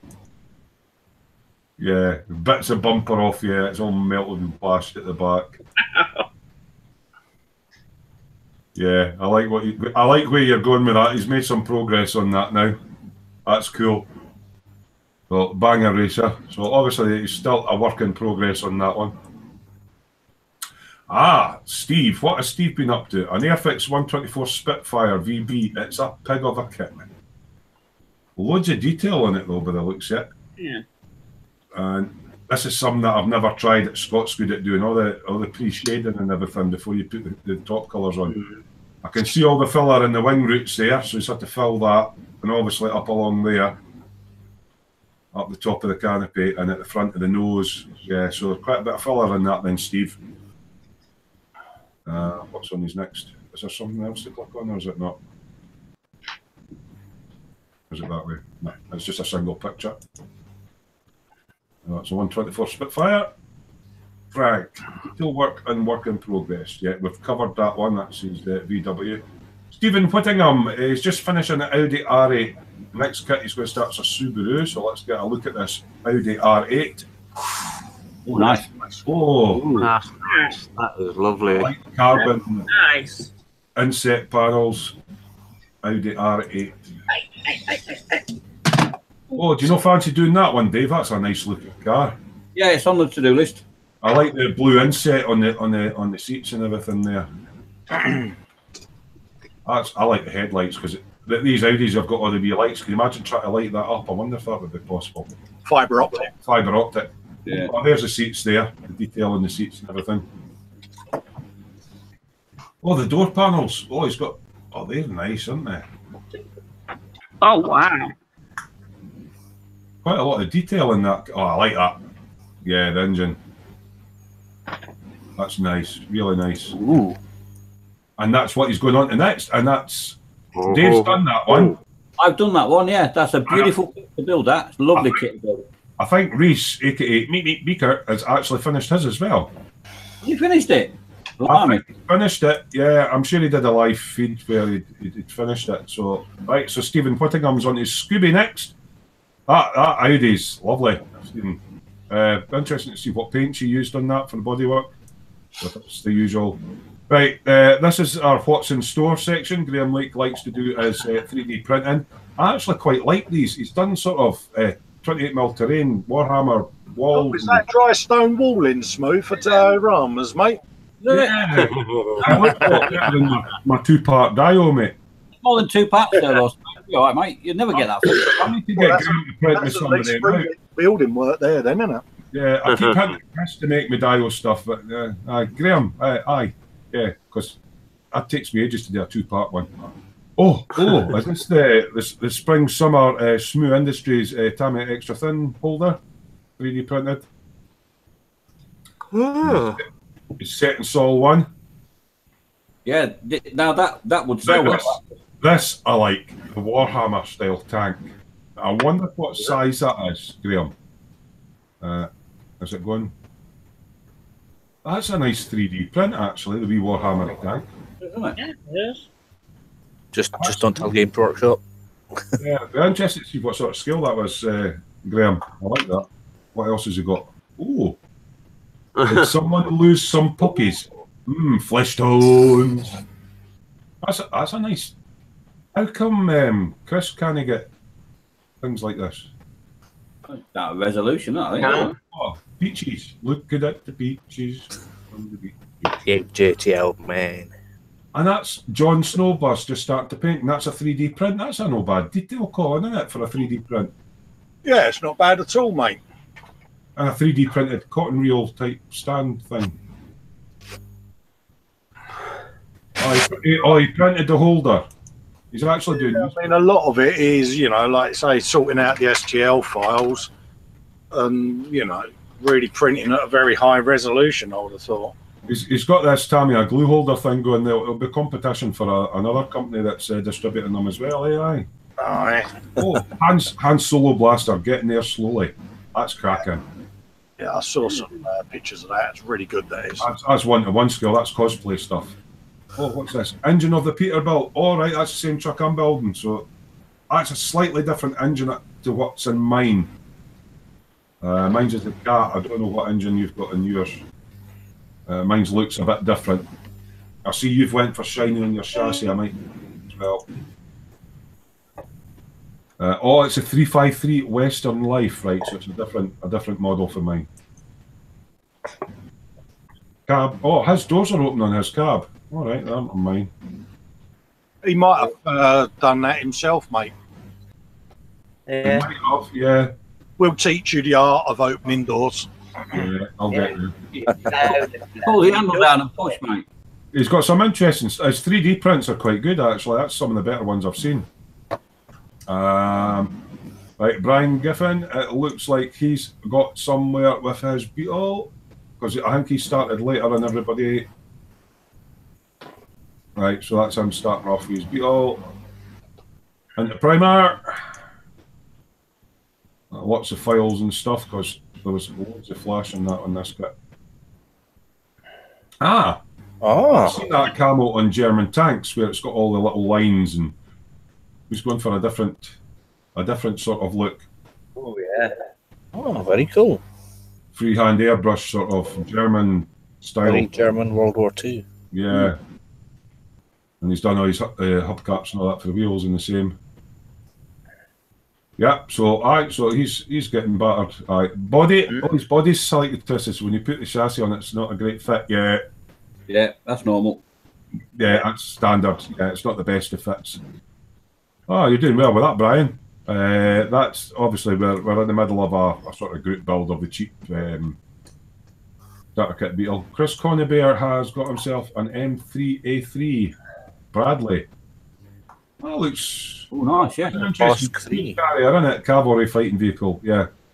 It's the cavalry vehicle. It's a reconnaissance vehicle. Right, so it's got a wee light gun in it, and obviously crew in the back and stuff Yeah, like that. if you look in the turret, it's got like a camera system thing on it.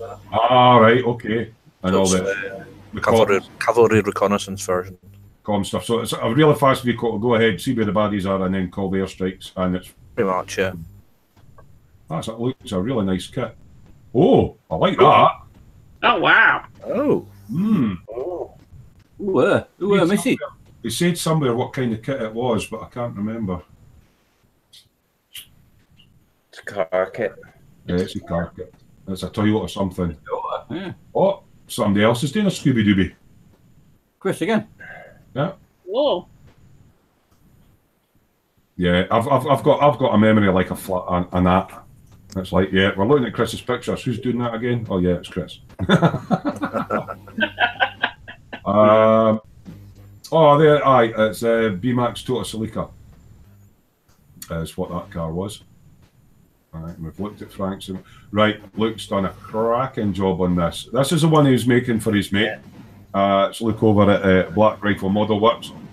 The vehicle to the left is a Land Rover, and he's put resin stuff in it. And the one on the right is a 432, is that right? Yes. That's right. 432, and he's put the other half of the resin medic kit in it, and then he's got the figures, obviously, patient transport from one vehicle into another to take them to the field hospital. And I was very nearly flattened by a 432. Yeah. It's even the beacon light and everything in the back. The attention to detail on this is absolutely gorgeous. Now, am I going back the way the pictures are forward? Because there's more of his dial somewhere. Yeah, he's got the dial with the tree and everything. So he's done a cracking job on that. So he's built that for a friend who's actually an army medic. So I think his friend's going to be really chuffed with that, even all the track detail on that in the ground. Dial's cracking as well.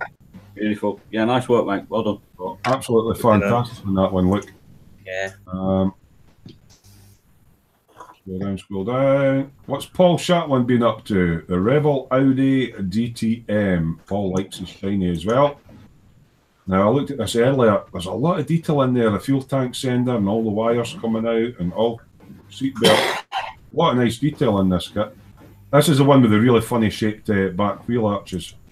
Or as our Belgian friend calls them, over fenders. Yeah. It's really weird, all that aerodynamics. I mean, that must put a lot of G-force to have the back end in, surely. Yeah, it's a bit weird, isn't it? Yeah, it's really strange styling at the back, Red Bull. Isn't it? You know what I mean? It's pretty slick. Aye, it's an unusual looking. Mm. Oh, is it clicking? Is my internet working? That's coming along nicely, Paul. You fairly rattle through the car kits. Not quite as quick as Dave, but you fairly rattle through them. He's obviously all masked up for. I don't know if that's a mask set you get, or he had to do that himself because he's obviously spraying all his inserts around all the glass and everything. Oh, there's more detail. Mm. Oh, there's the engine. I think we're back to the beginning again. That's a nice one, Paul. Quite a lot of car builders on here. What else have we got? Oh, that's the wee bust that I was doing. I've given a couple of photos out that let you see a bit closer up. That's the kit and primer. It's a lovely bust. That's me base flesh tones. I'm just blocking out the colour there. That's just base colours. One click. It's a cracking little bust, and this is me just doing all the arms and that. So that's kind of where I've got to with that. But I started off with that. It's a lovely resin kit. Get yourself one of these busts. That was only 15 quid, plus a £5 shipping to the guy in Russia. Let's look with his dial. We've done that one. Right, Scott. Right, this is Scott's Diggy Thingy, he's calling it. Now, this massive Gawa kit's gorgeous, Scott, isn't it? Yeah, the kit is absolutely fantastic. Now this is a demolitions one. It's quite unusual because it's got 2 boom arms on the front. See all your muck weather. Got the nibbler on it, and it's got it's you know, the T-Rex. Yeah, it's got like, I think it looks like a dinosaur's head, and I think like a. Well, they used to pull down the old Wembley Stadium, wasn't it? One of those T-Rex. That pulls down the bulk of it, and the other one's a cutter for cutting through the rebar. I think. I assume so. The tubes on that, Scott, they're actually metal, aren't they? No, they're plastic. Oh, they're plastic. I thought there was metal tubes on that. Yeah, just Molotov it. All right, but they do articulate, yeah. They do, yes. They're a little bit tight, but they do. Right. They're actually starting to get in all your chipping and weathering round about all the bits that normally hit. So I take it these bits there are the bit you've got to go do all the hydraulic links and all that. The bit. Yeah, all the little holes is where all the hydraulics and everything go into. All right, okay. So you're just a bit dubious about that, but that's cracking. All the dust and everything on it. Would you recommend that kit as a build then, mate? You feel enjoyed it, eh? Absolutely. Paul Shapman's. Sorry. I'm just replying. Oh, right, okay. All right, carry on, Terry. Sorry, Scott. Paul saying yeah, what? It's an absolutely fantastic kit. It's all right. Colin's replying to him. It's okay. I was replying to him. Right, me back. Is that me back at the beginning of the pictures again? Yeah. So that's cracking, Scott. I do like that.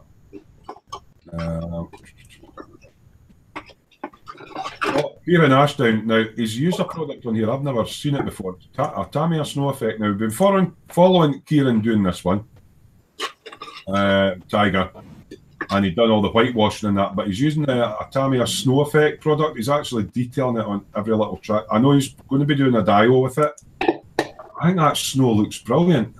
It's good. It's clinging on it. That's a cool, interesting product he's using on that. It looks like it's been through the snow and all the mud and all a lot of nice weathering on that. That's a cracking kit. I do like that. Nice to see what you do with the dial with the snow, Kieran. Computer's saying now tonight. I think that's just, yeah, just a wee touches of snow, not too much, but just a wee bit here and there, like the tracks would pull it up. Absolutely cracking, mate. What else have we got? Oh, Daryl. Now, this is my Hawaiian friend. He's working on a 1/4 scale Frank Miller Batman Dark Knight Returns. I'm always jealous. I mean, he does all the massive figurines. That's a cracking. I wonder if that's a vinyl kit. So, yeah, Daryl does a lot of figurines, and one day he's doing one genre and another one. I mean, he's got flesh stones in the back there. That's well strategically placed. Oh, he's done a wee video as well. He talks around.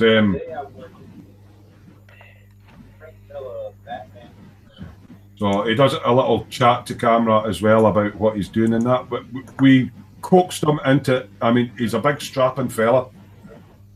But it says he doesn't have the voice to go with it, so he's a bit dubious about doing videos. So we try and get him to do videos now.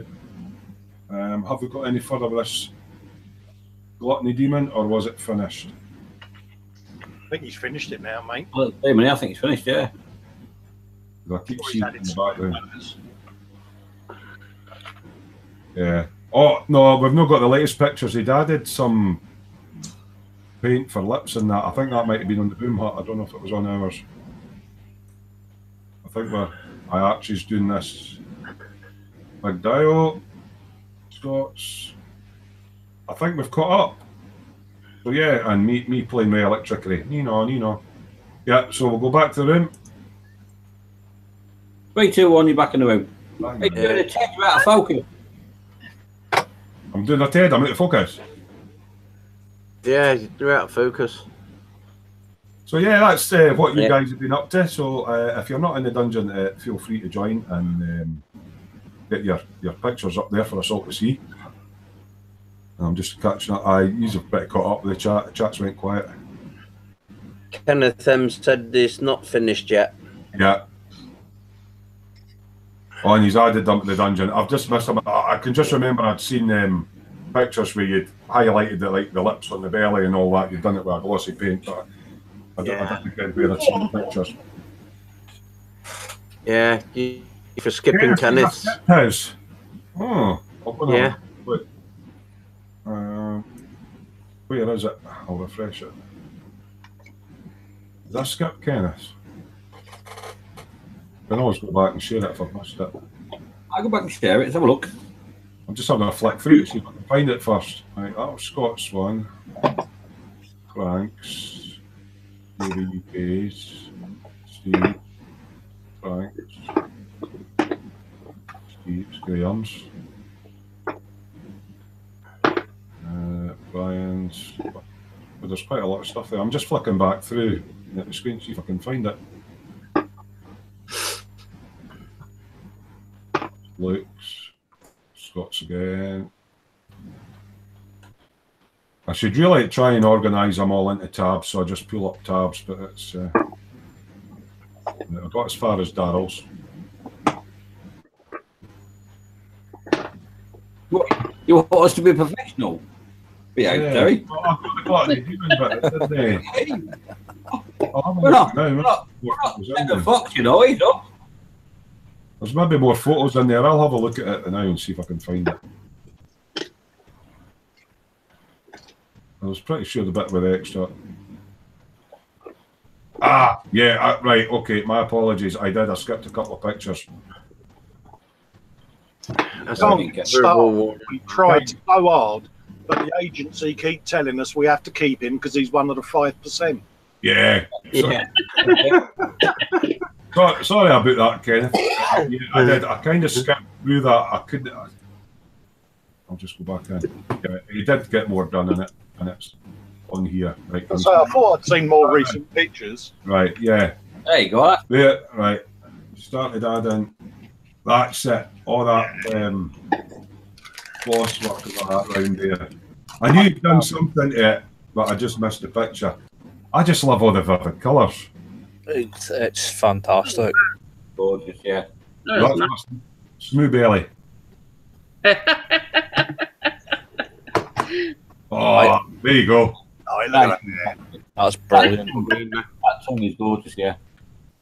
He's got somewhere. I just couldn't remember. What I like is he's got his blending techniques down to perfection now. They're actually gorgeous. Blending. Yeah. That is, in all honesty, his work is studio quality work. Yeah. Yeah. So many layers on that. Yeah. I mean, I've seen studio work and commission work that isn't anywhere near as good. I like this. This is where he started off, right? So he's went for that. Ding. Yeah. Right, fantastic. Well done. Excellent. Sorry for missing that one out. I kind of skipped through it because I didn't see the pictures I thought I was going to see when I was totally unrehearsed. My fault. Apologies for that one. Is Alan still here? Is who still here? Alan. Yeah. Yeah, I guess. Yeah. Get your finger out, mate. I've got me interior. It's done now. Catching up, mate. Flocking hell, you've got it all flocked and everything. Yeah. Alan saying, right, you crazy bunch. She who must be abed says it's time for cuddles. So feck you lot until next week. You better get started. Bye, Alan.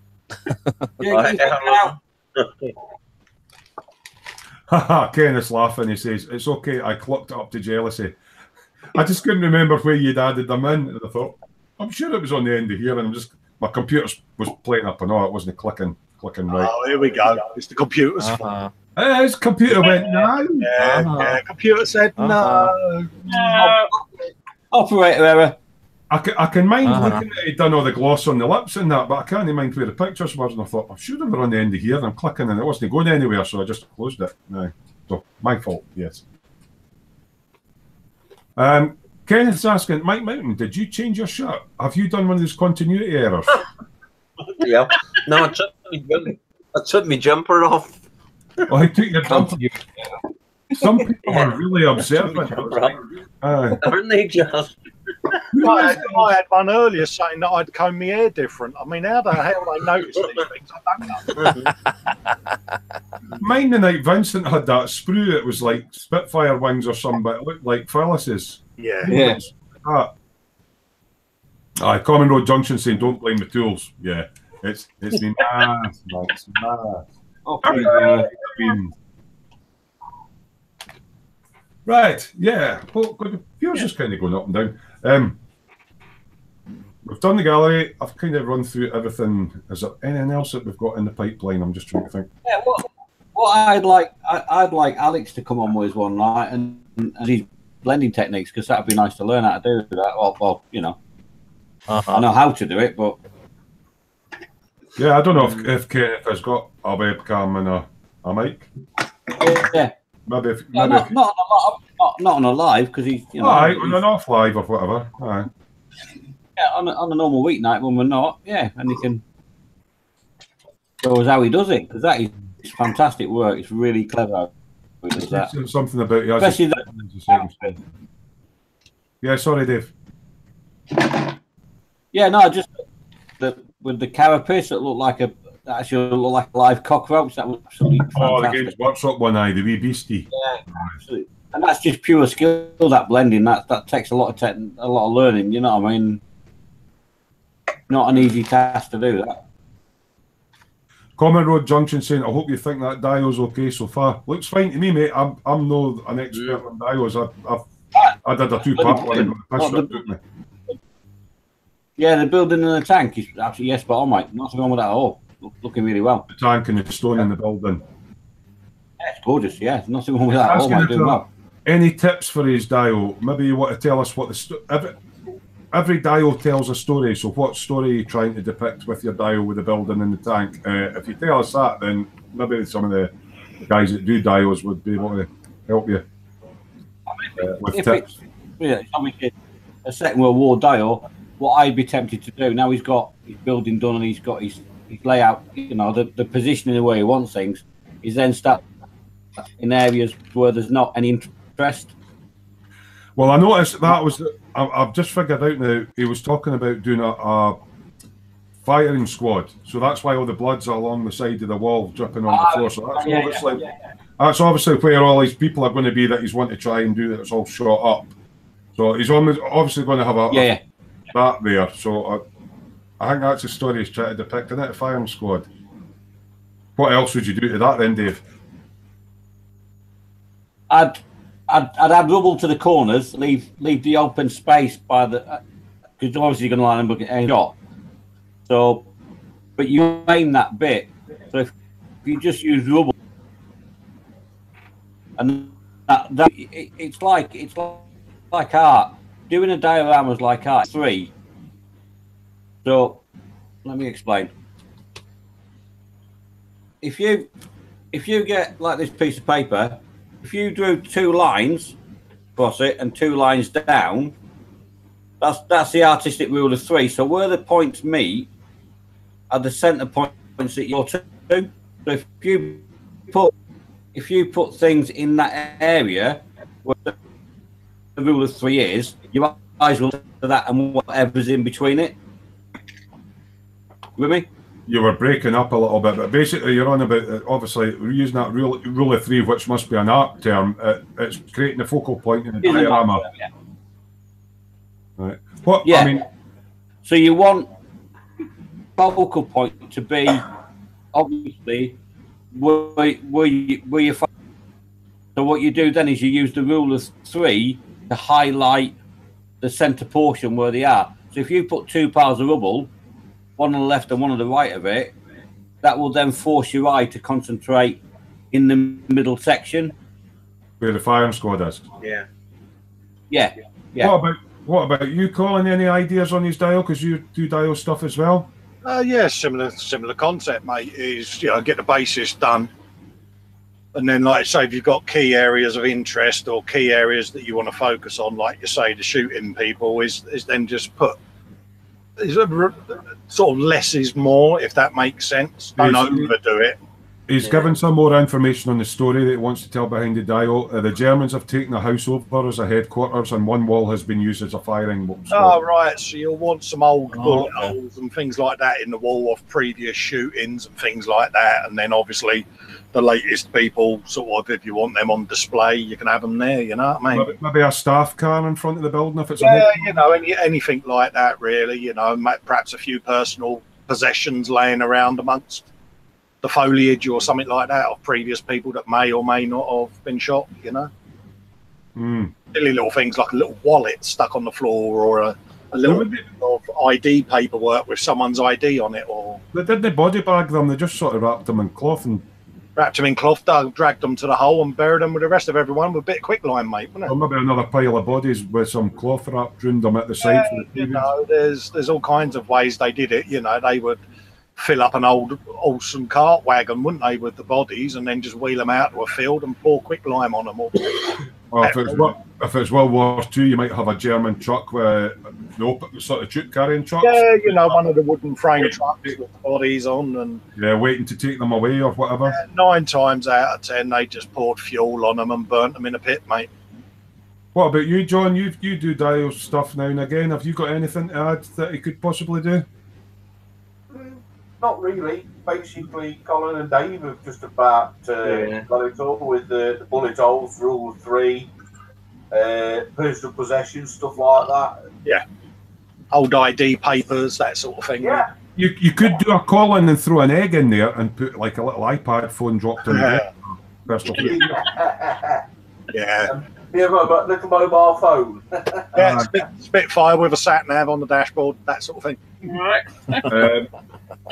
Moving on in the chat a bit, Kenneth saying, thanks Dave, I painted the carapace shading with white and used a transparent orange over the top to make the shade that he wanted. Yeah, the blending on that beastie was really We never showed it in the dungeon this week because we kind of completed it last week, but yeah, it's on the dungeon, the other beastie that he did.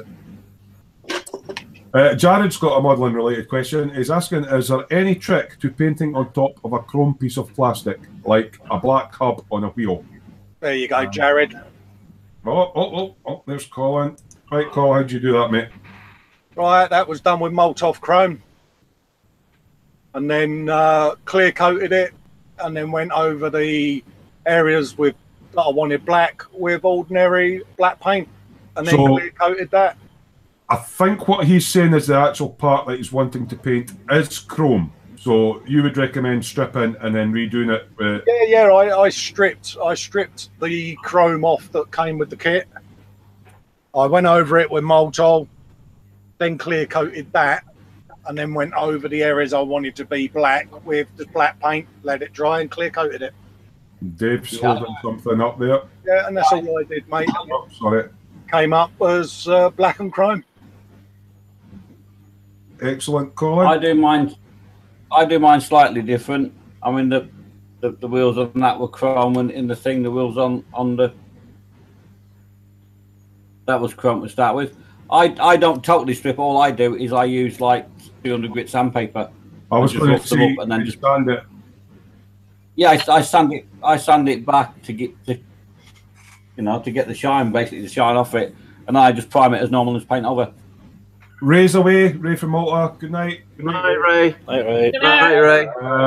Yeah, if I did it in my early modelling days, you paint over the chrome, and you can get the paint to take to chrome, but as soon as you rub it, it just comes back off again. So if you sand, it's all right on straight parts because you can kind of sand the bit you want to do and then paint it in between the chrome like a bike forks and that. If you want to keep the chrome on the bike forks and a Tamiya, you would sand all the bottom bit. Another trick you can do if you're doing forts, if you put masking tape around the chrome you want to keep and then dip it in the bleach, and where the masking tape is round, the original chrome will stay and the bit you want to paint will come off. That's another thing. But what Colin's saying is strip it back and get a Molotov chrome pen. It's probably your better idea. Yeah, that is a lazy bagger. Common Road Junction saying, well, right, okay, I've got that. Right, Kenneth's asking another modelling related question. How do you buy the right colour flock for bases? Do you have a selection of colours to buy? That's a good starting point. I would say you mix them, really. Dave? I don't. I just buy. Right. Just buy whatever. Yeah, like Mike says, yeah, just there's loads on eBay, loads of places on the flea bay you can buy it from. Your local model shop will do them. I've started to make my own, but that's like, you know. Oh, well, yours grew hairy mouldy though, didn't it?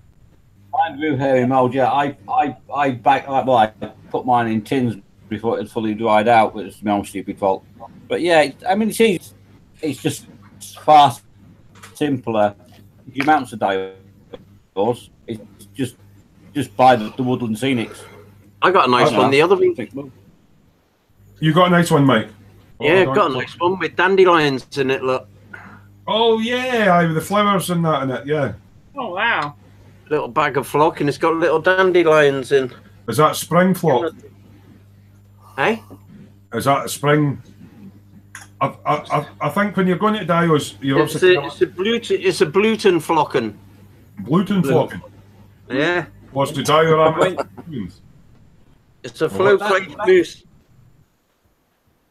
Where did you buy that from? Yeah, this is the Woodland. You know, this is just a standard colour. Yeah. It depends what you. There are a myriad of colours. I've got some as well. I think with all Dios, you're telling a story. So your story is going to be in a certain time frame. Is it in winter? Is it in spring? Is it in summer? Or is it in autumn? Because the colour of the grass and everything, and the leaves and everything changes through whatever time frame you've got it in. So if you're in the summer or spring, it's going to be a brighter green. In the summer, it's going to be a more yellowy green because the sun's bleached it, and you know. So you've got to think about what season in the year your dial's in as well to get.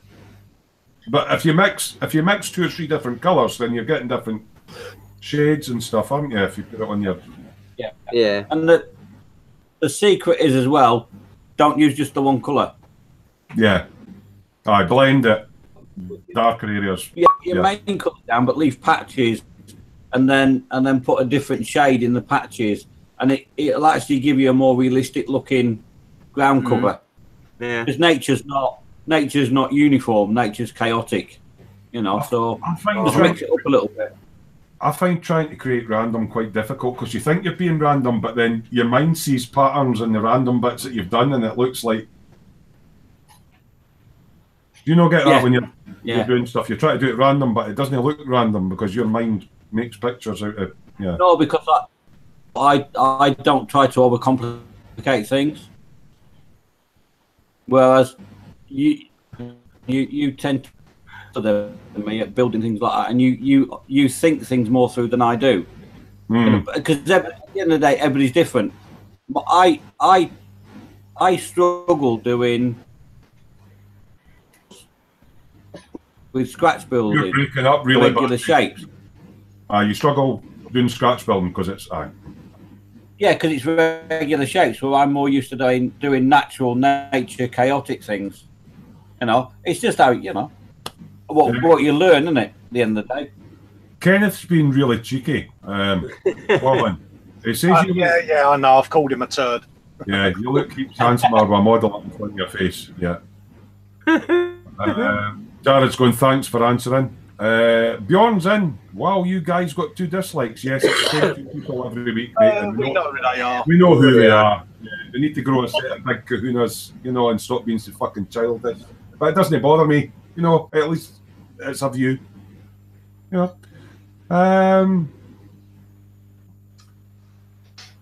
going, I don't know what there is to dislike. Well, it could be my manly good. It could be my lack of hair, I suppose. I don't know. Because I'm short and ugly. I don't know. Expats saying they think of flocking everything. When Mike was showing us the one with the wee flowers in it. Yes, Idaho saying, is that your special stash, Mike? Later, Frankie. Yeah. Frankie's off. Frankie's away. Good night, Frankie. Good night, Frankie. Kenneth saying he had that trouble painting boils on a gluttony demon, trying to make it look random. Sorry, I got hiccups. Yeah. Bjorn saying Dave doesn't think, he just does it and does it good. Yeah, Dave's just kind of like artistic and does it, whereas he says I'll overthink it and try to think, well, that bit should be dark green and that should be light green. And, And Mike's brother John's off as well. He says, I'm off, chaps. Another great night. Night, John. See you later, See you John. later, John. Bye, John. Give you a call tomorrow, mate. Yeah, thank you for the comment. Yeah, Thank so you. I think it's getting to that time of night that people are disappearing. Unless you've got more questions for us, guys, we might wrap it up for the evening. Who Beyond's just got in? Oh, hold on. Who's just come in? Personal. Bjorn, he's not been in long, has he? I think it's personal. Oh, he's I late. think we're just going. Oh, we're not. We'll have to. Common Road Junction saying, would they be stoked in blood or just a bit? Would what be stoked in blood or just a bit? Be a little bit more specific. Kenneth saying Dave's a modelling machine. Bjorn saying I've also ordered a Meng Toon tank, a Sherman. Cool. Bjorn, the one I built. Sorry, that's the one I built. The headlights have got little plastic covers, it's like a little metal framework on the real Sherman. Just be very careful with them when you're clipping them in because they're very delicate, and you've got to put a little bit of force to get them in to position them in the holes. Oh, they're a bit fiddly. Yeah, it's not that they're very delicate, and you've got to put quite a bit of force, a bit of pressure to actually clip them in. So just be careful with them, mate.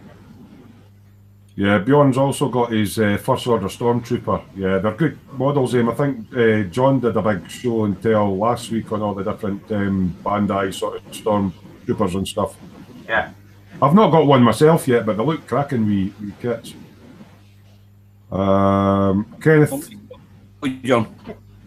Kenneth's asking how Colin's doing and hope he's feeling better, obviously.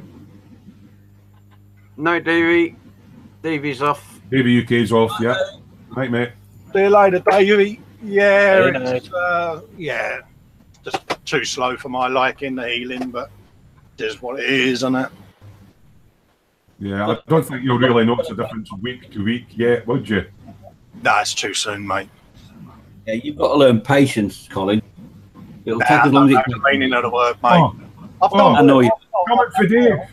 I've done Come well. on. I've not been at my bench at all. Coming for Dave, you've got to learn patience. Dave, I build a kit every 2 days. Give me stuff. Oh, can I say something? Yeah, patience.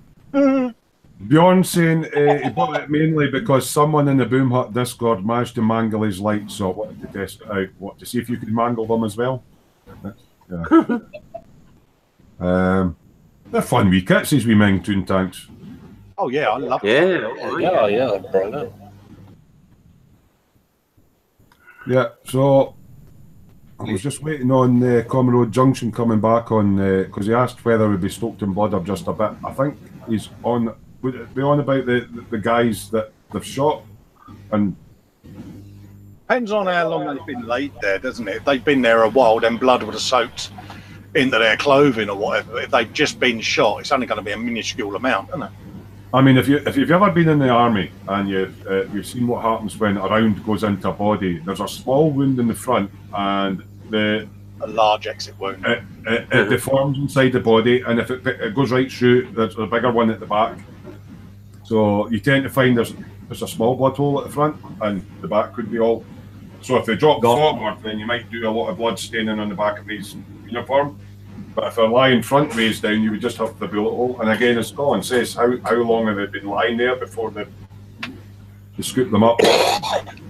So yeah, we've kind of answered this question. Yeah. Yeah, there's them little clips on the front. I've got a problem with my little World War II Sherman though. Now I've painted. I can't find the bloody decal sheet. I don't know what I've done with it. John might do Star Trek ones. John's got 3 sets. Right. Really? 3 sets for everything. Yeah. Well, what I've got the Sherman, you've just got the star. Could you not get right? Here's an idea for you, Dave. You know how, like, when the kids go to school, they give them all gold stars and they peel them off a sheet. But the bit on the back of it that's round the gold star, could you not cut that out as a stencil, stick it to the model, and then spray the star in? Or is that that sounds like that one. That sounds like. You know, you pull the star out and you're left with the negative. Aye. Aye. I get what you're saying, but it's hard work. Bjorn's asking how. We had to get a Ken in, Dad. Bjorn's asking, Okay. how are you guys doing in there? Well, you've joined quite late, actually. We're doing all right. Viewers tend to drop off about this time. It's like 11:15. We're quite busy earlier on. We hit the 40 again, didn't we? Yeah. Yeah. Oh dear. Common Road Junction says that Sherman looks a bit bulky. It's a toon tank, a cartoon tank. They're all chibied. They're all World War tunes are like an egg tank. yeah. Kenneth saying, ask John. He's sitting on a throne made of decal sheets. And Xbox asking, yeah, I think he's got more than 3 sets. I definitely think so. But yeah, the viewer numbers are dropping down. Obviously, sorry Bjorn, you've come in late. You'll need to fill in the appropriate form with Mike Mountain.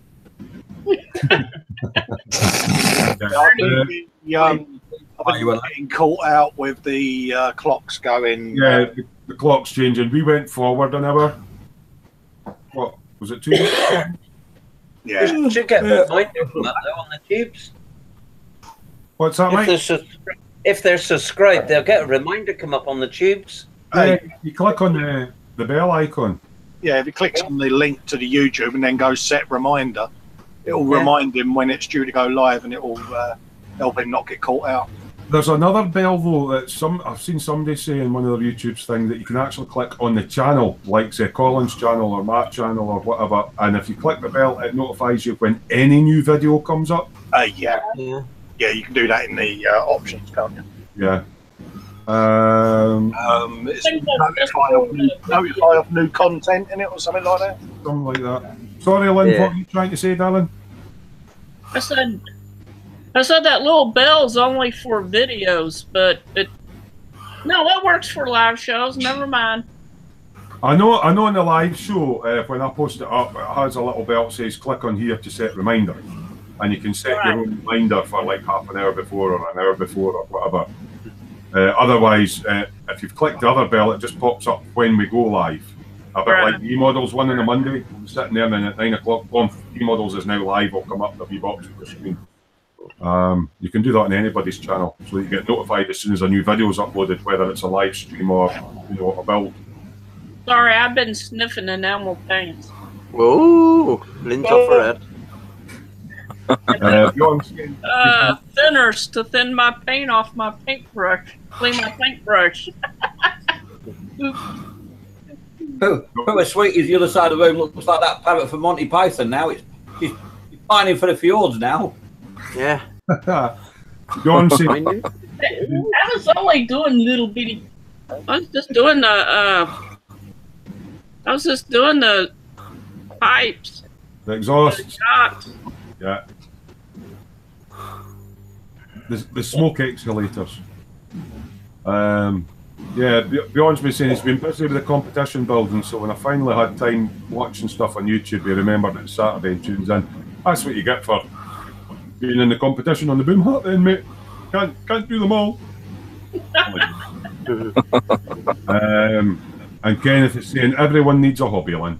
Yeah, whether it's sniffing, dinners, or yeah. Yeah, we're down to 23 viewers. I think we'll wrap it up, guys. I know Bjorn's in late, but yeah, it's we've been on since 7:30, and it's now coming up to 11 o'clock. So we've been on a good 3 and a bit hours. Let the guys all sit and chill. So I think we'll call it quits for this week. Okay. So thanks everybody for tuning in, and it's a goodbye from me. Goodbye from him. Goodbye from me. And goodbye from her. And her, don't forget her. Yeah, and her. And her, and him. And Puffin. And who's got the button this week? Have you got the button, Lynn? I lost it last week. Don't look at me. Lynn, John, are you sitting on it? Is it under one of your decal sheets? Hang on.